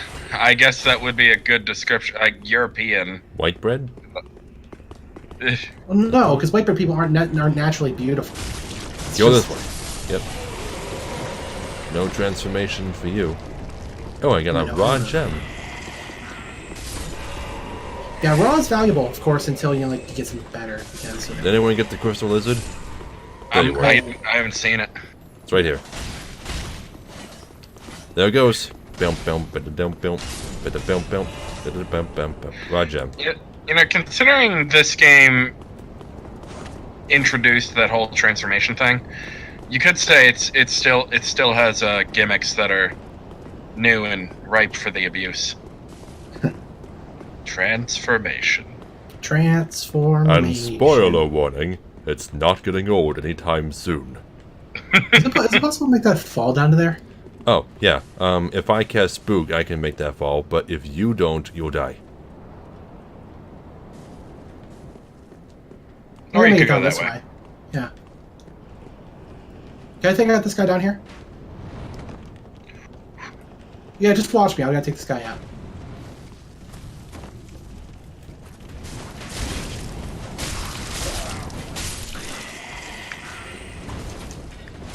Spin to win.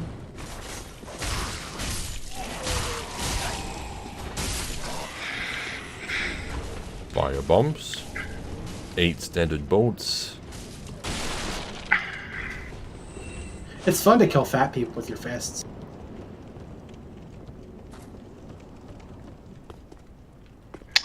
What? 3 black fire bombs.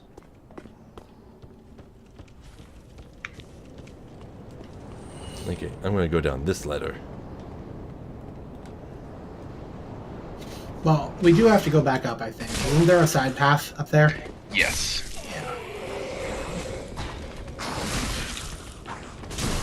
Hello.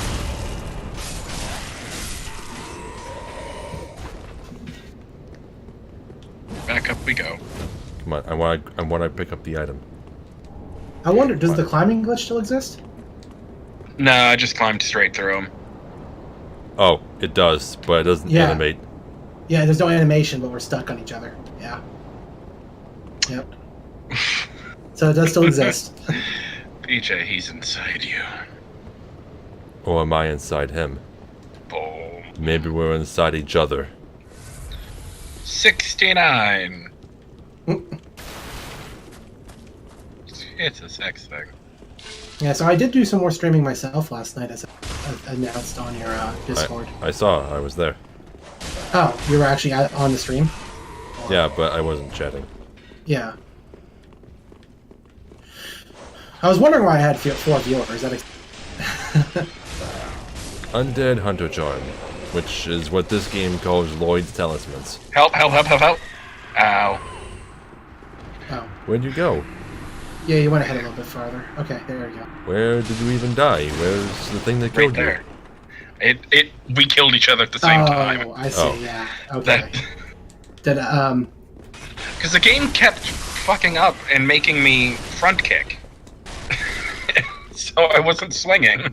Wait, so how much of it did you see last night while you were at the stream then? you? Oh, it's a game I haven't played before, so I wasn't actually watching. That's good, because I was actually finishing the first raid. So, yeah, that's good. I was hoping that you weren't there. Oh, I was there. I was just giving you viewer count. Yeah, yeah. But you know what I mean. Like, yeah. Because whether I want to or not, I do have to stream Kingdom Hearts 3. I made a promise to multiple people that I would. So when that comes out, when I go get it, I will be streaming that. So. Yeah. I have to play it in my spare time. I can't stream it yet, Right, I understand. but I gotta play it immediately so that the internet doesn't spoil it for me, because I know it will. Yeah, right, it's going to. Yeah. I mean, considering the game came out today and...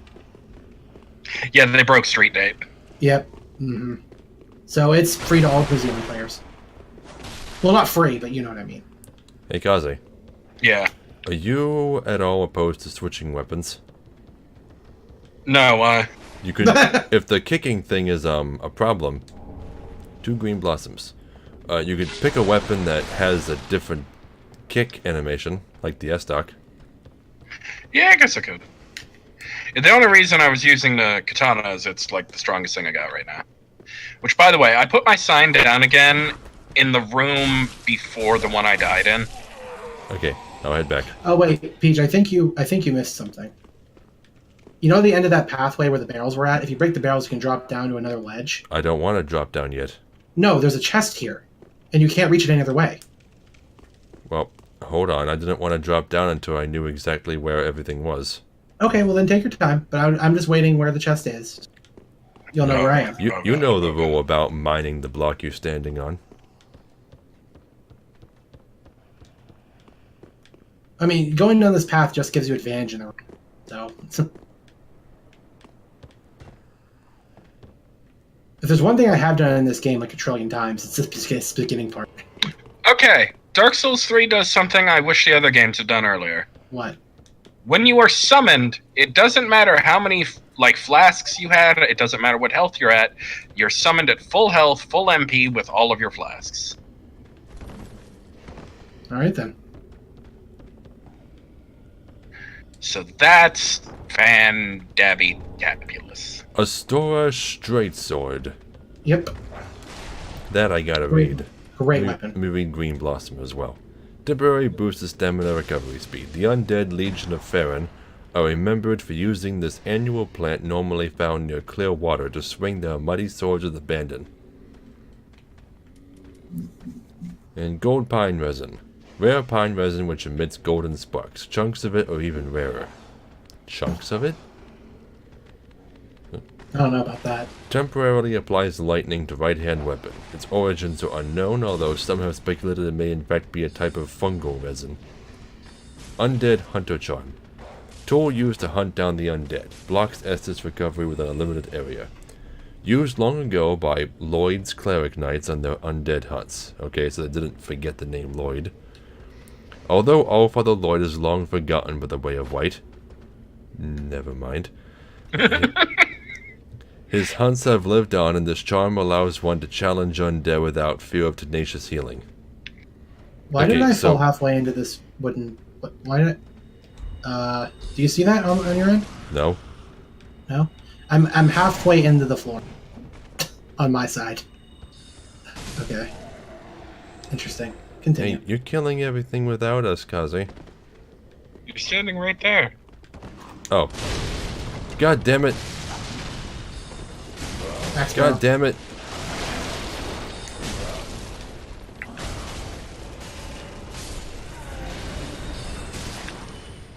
Okay, firebomb asshole. Where did you even come from?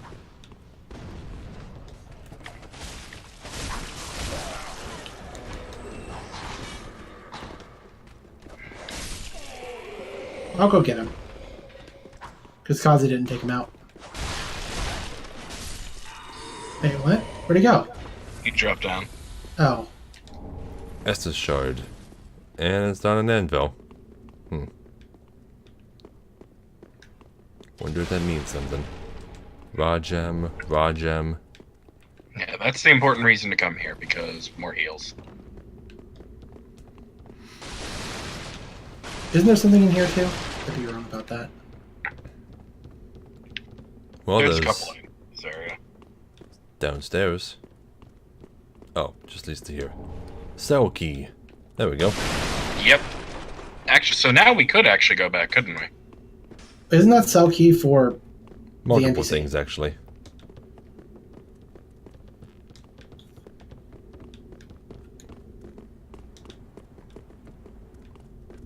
I feel like there's stuff down here I'm not seeing. Hold on.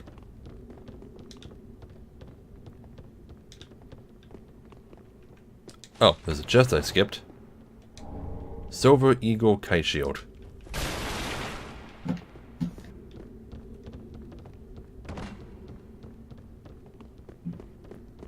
Anyway. Which I think if you don't spawn as a knight, I think that's the earliest you can get 100% shield.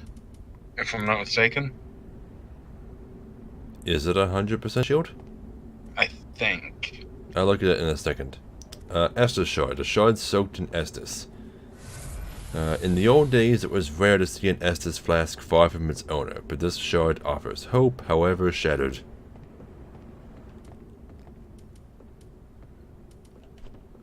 JK. See. Raw Gem. Forged the weapons of Lothric foot soldiers. Raw weapons are easily wielded and have higher attack but lose scaling effects. See, Cell Key. Key to a cell holding thieves and the like. There is no shortage of brash thieves in Lothric, and these particular thieves likely scaled the wall from the undead settlement.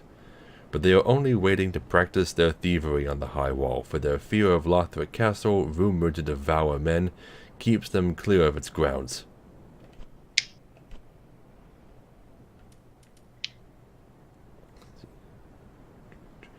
Lothric Knight Longspear. Skill, charge. Hold spirit waste and charge it for. That's the same thing as the halberd. What's its stat requirements and scaling? Lothric Knight Longspear? Yeah. 14 strength, 20 dex, and D in both. Do you think you're going to use that? I don't know. Okay. Kaze, come here. Yes. I don't know if I have it. I can check. Anyway. Lothric, whatever, spear? Lothric Knight Lothric Knight. Yeah. A Stora straight sword, a well-crafted sword named after the ruined land. A Stora before its fall was a land replete with royal blood, and this weapon is both a reminder and heirloom of that era. Skill, stance. Okay. Here, just have a bunch of stuff. I'm okay with this. Yeah, here, just have a 'Cause bunch you, of stuff. you have interesting shit on you. Okay. I wonder if I can equip... Oh, yeah, it requires 20 strength. I wonder why. Because it's massive. Just saying right now, Tyler, Yeah. in case you're feeling extra generous, Yeah. I don't want anything that I don't already have. Oh, I understand. I can't force you to take anything. I know, but I don't want you to drop something thinking that I'm going to take it and then leave it behind and lose it. And the only thing I gave Kaze right there is, oh no, it's a Dark Knight sword. Yeah. Black Knight. Black Knight, sorry. So, we've already seen it. It was in the first game. It was in the second game, too. Yeah. We've seen 2 variations of it. Right. Though you did give me some cool, well, the dagger version of what you're using, a double weapon. Right. That's a starting thing, though, isn't it? Yeah, I think like one of the classes starts with it. Yeah. Not sure. Yeah. Okay, so how do we get back? This way. Follow me. Oop, I got stuck. Yeah, we have to go over to where the ladder was that we came down on. Up Oh, here. this ladder. Kind of blended into the wall, kind of. Kind of blended, kind of.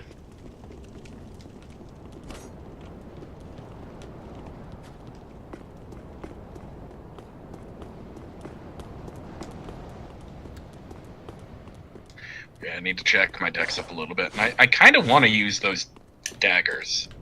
Because I've never used daggers in a Souls game. Well, just remember that like I might want back at some point. I don't know, maybe. We'll see. I won't ditch any of the equipment, so... Well, Dark Souls 3 doesn't have Dark Souls 2's dual wielding stances anymore. They replaced it with weapon arts.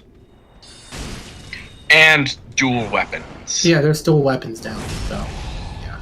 Oh yeah, there's that Where- too. Yeah, because that's what Tyler's using. Yeah, I don't have 2 separate fists. This is just my 2-handed stance. Yeah. Yeah, it counts as 2 weapons. Do they have a weapon that's 2 daggers? Yeah. I Yes, just gave one right here. cover. Oh, They actually have a lot of 2 daggers. double daggers. Yeah. Dual 2 daggers, 2 swords. There's an ultra great sword dagger combo weapon. Mhm. Which is ridiculous, and I love it. I need to check my stats up a bit to use that stuff, so... We should have all been roleplay characters. Yeah, so one of us should have been from Katarina, and the other one should have been from Kareem. I am kind of playing a character. Yeah, but but your name isn't in it. It should have been like of Kareem and Katarina. So we could all have been together and been like that. Is there enough character space for that sort of thing? I mean, Alden of Astora fits. Well, yeah, because Astora and Alden are both short. If I were to put Irithel in my name, then the name itself probably couldn't be very long. I know I didn't pick the Irithel face, but that's because it's kind of creepy.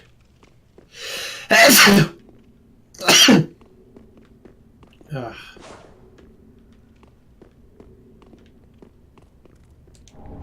Mail Breaker.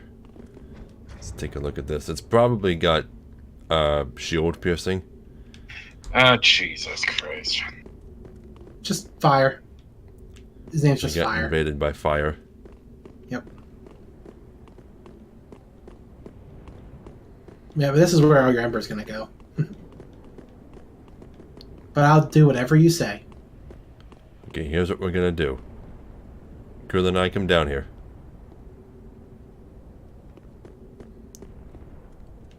Okay. You two are both going to hide behind these columns. Make sure you're in a place that he wouldn't be able to see you at the top of the stairs.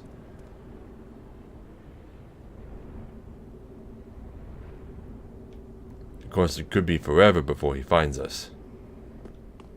Yeah, so you do the story stuff. Friend ahead. I don't want to start the cutscene if he shows up. I'd have to skip the rest of it if it happened. Anyway, let me go see if I can find him. Then I can lure him here.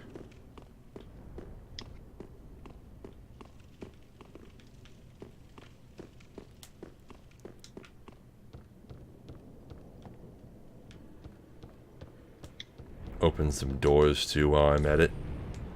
Oh, that's locked? Okay. Do I need a different key for it? Yes.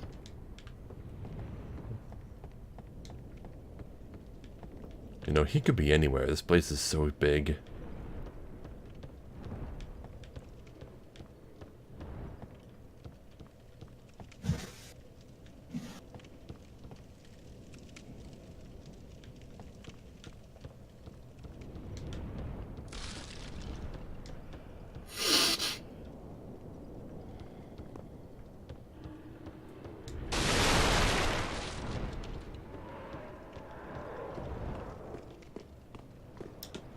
Oh, are we really right here at the bonfire? Yeah. I didn't realize we were so close to it. Yeah, the area is not that big.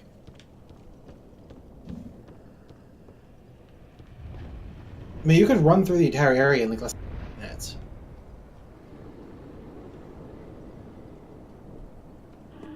Yeah, but who knows who this guy is? You're not gonna lure him all the way back from there, are you? I might. I'm just trying to figure out where he is. You should be able to discern it pretty easily considering the enemies that are alive.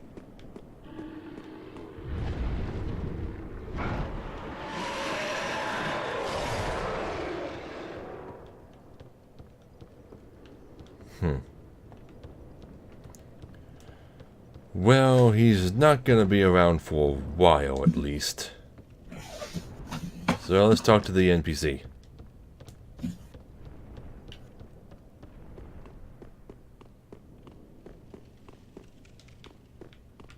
He's probably hiding somewhere.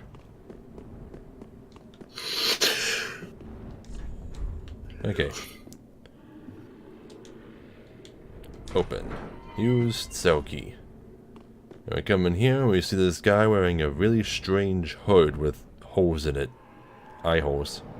So we talk to him. Ah. You're no jailer, are you? No, you're from far away. And judging by the bell, you must be some of that unkindled ash. Remarkable. If that's true, then I have a favor to ask. Below the high wall is a musty little town. Not the home of any lord, just a very old settlement of undead. An old woman, Loretta, lives there. Please, give her this ring. I'm not asking for charity. In fact, if you do this for me, I'll be sure to repay you in kind. I may be a petty thief, but I've more wits than most royalty. What do you say then, huh? Should I grant him his request? Yeah.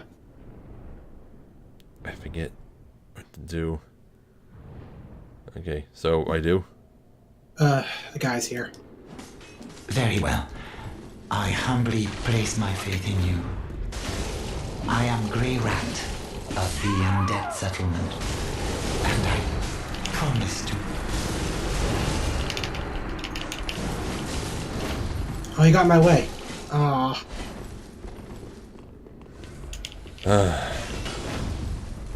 Again, Estes. Why do invaders have Estes?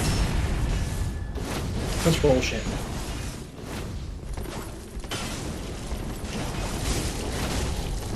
Don't let him get out.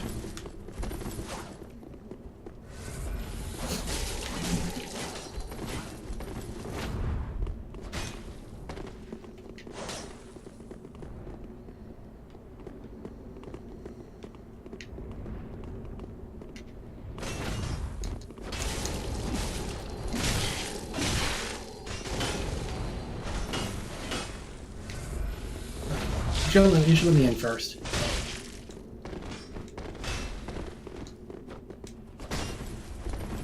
But he knows who to focus on.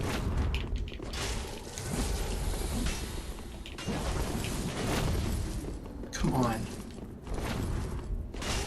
What even is he doing? Oh, I think it's a weapon order than an ace.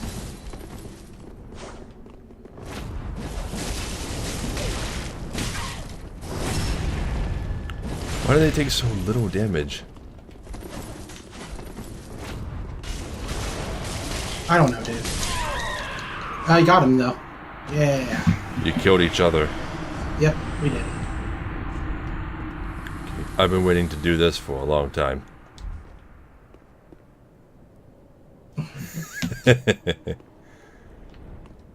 Yeah, but he took a lot of damage.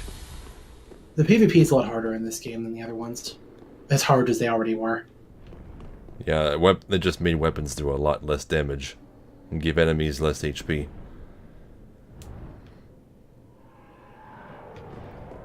Okay, so let's try talking to him again. I wonder if he'll repeat himself. Ah. No, you... Yeah, he repeats the entire thing. I'll be... So, even though I already selected Grant Request, you can undo that option by walking away? Yeah. Huh. Okay. Very well. I humbly place my faith in you. I am Grey Rat of the Undead Settlement, and I promise to assist you. Give this ring to old Loretta at the base of the high wall. Do your part, and I'll do mine. And then he teleports away. Yes, but the request that he made was it was something about a ring, right? Yeah, he wants me to give the blue tearstone ring that he just gave me to a woman named Loretta in the Undead Settlement. Yeah. Yep, and now he should be at Firelink Shrine again. As a merchant? Question mark? Wait, are you sure that's the case, or am I thinking of another quest that he has? Because I know there's one where you have to retrieve a ring. Well, he just gave me the blue tearstone ring. Yeah, I don't think... No, you have to recover a ring from a girl named Loretta, I believe. No. So, no? Well, then, what am I thinking of? You're probably just mixing up your memories.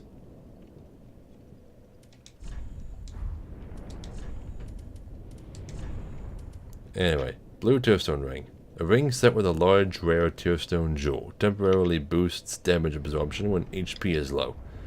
This stone is said to be a tear of sorrow of the goddess Kytha.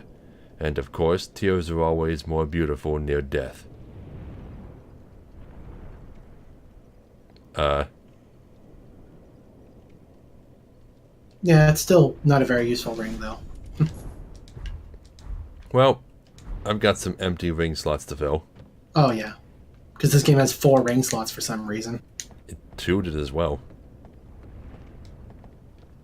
2 had 4 ring slots? Yes. Yeah.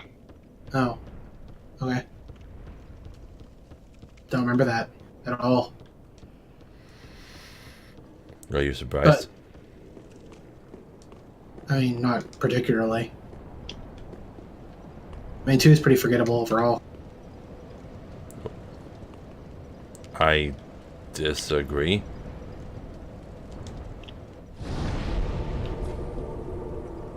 That's fine. You're allowed to disagree.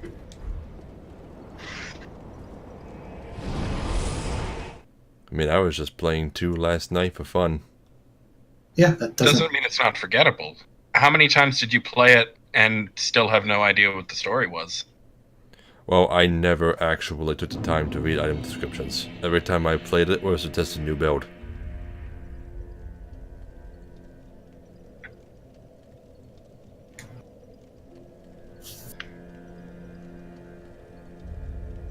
I mean, it was kind of like, well, this is going off of what Tyler has told me about them, but a lot of speedrunners don't know the stories of the games they speedrun. No, it's like how the Final Fantasy 9 speed don't even know how to pronounce Zidon's name right. You know? And during the Final Fantasy 4 speedrun, the speedrunner pronounced Zeromus's name completely incorrectly. Because they said Zeromus. And like everyone said Zeromus. So the Zidane one is even like actually worse than that because that's just a normal name. Yeah, I know it is. But everyone said Zidane. Same. Everyone said Titus at first. Sorry, Titus. But no, everyone said Zidane. Everyone. I don't know anyone who didn't say Zidane. Yes, I did. Yeah. So. But it's been established multiple times that it is Zidane by multiple sources. So. Yes. It's just a normal name. Yeah. So they say it like the name. Yeah. The Titus thing, right? Like, that's a little more understandable because Titus isn't really a normal name. So, you know, it's kind of okay. But, yeah. But Zidane is a normal fucking name. And also the whole Cecil versus, because everyone says Cecil, even though it's not his name technically. I mean, it's spelled the same way, pronounced differently. It's hard to get consistent people with Final Fantasy games because a lot of the people who are speedrunners, right, are people who were like huge fans of it back in the day, but maybe didn't continue on with it as they grew up. So they weren't really familiar with the new changes. Just like you get some of those people who still insist on saying Aerith. You know, Aerith instead of Aerith. It's just... I don't understand those people at all. I know, it's not our place to understand. I know, but her name was only known as Aerith for, what, 5-6 years? Yeah, not very long. Before Kingdom Hearts came out? And how many years ago was that? I mean, not everything can be Robotnik. Like, people that played 7 didn't necessarily play Kingdom Hearts. Or, you know, see the movie, or anything. Or play Crisis Core. Right. So, it's a lot of people, yeah, if all they played was 7, Fantasy 7, it's understandable why they would still keep it as Aerith. There's tons of games that Aerith has been in. It's still confusing as to why her name was Aerith in the first place. Yeah. Because in the game's code, her name is Aerith. In the code, yes, but you think maybe that the whole thing just stems from the fact that they were planning on referring to her as Aerith, and then the one guy on the team who was in charge of setting up the name your character screens made a mistake? I mean, maybe he only ever heard the name and never saw it written. I mean, it was obviously a translation error of some kind. But it wasn't, though. In the game's code, which is in English... Okay. Her name... So. If you somehow manage to skip naming her, her name defaults to Aerith. Okay. Well, here's something, right? Why was the PC version never fixed for her name? Because in the PC version, it still remains as Aerith, right? But the other messed up dialogue, like the bug guy in the slums, like that was fixed, but Aerith wasn't. What the fuck? Which tells me that it was a choice that they made, like on the spot. Like it was, they wanted it to be that for us to see it, you know. So, yeah, because otherwise that would have been fixed in the PC port. It is possible that it's just an issue of too many old school fanboys being like, no, her name's Aerith, or Aerith, I don't care. Well, it is definitely fanboys. It is primarily fanboy. You know what else I can't stand? What? That I can't actually talk about on the stream because it's a spoiler for Final Fantasy VIII, and anyone who's following my Final Fantasy VIII Let's Play probably doesn't want to hear this just now. So, since it's midnight now, I'm going to go ahead and end the stream, and then I'll tell you guys, okay? Okay. All right. Sure. Alright, so, good night, everybody. Good night. Thanks for stopping by. Thank you.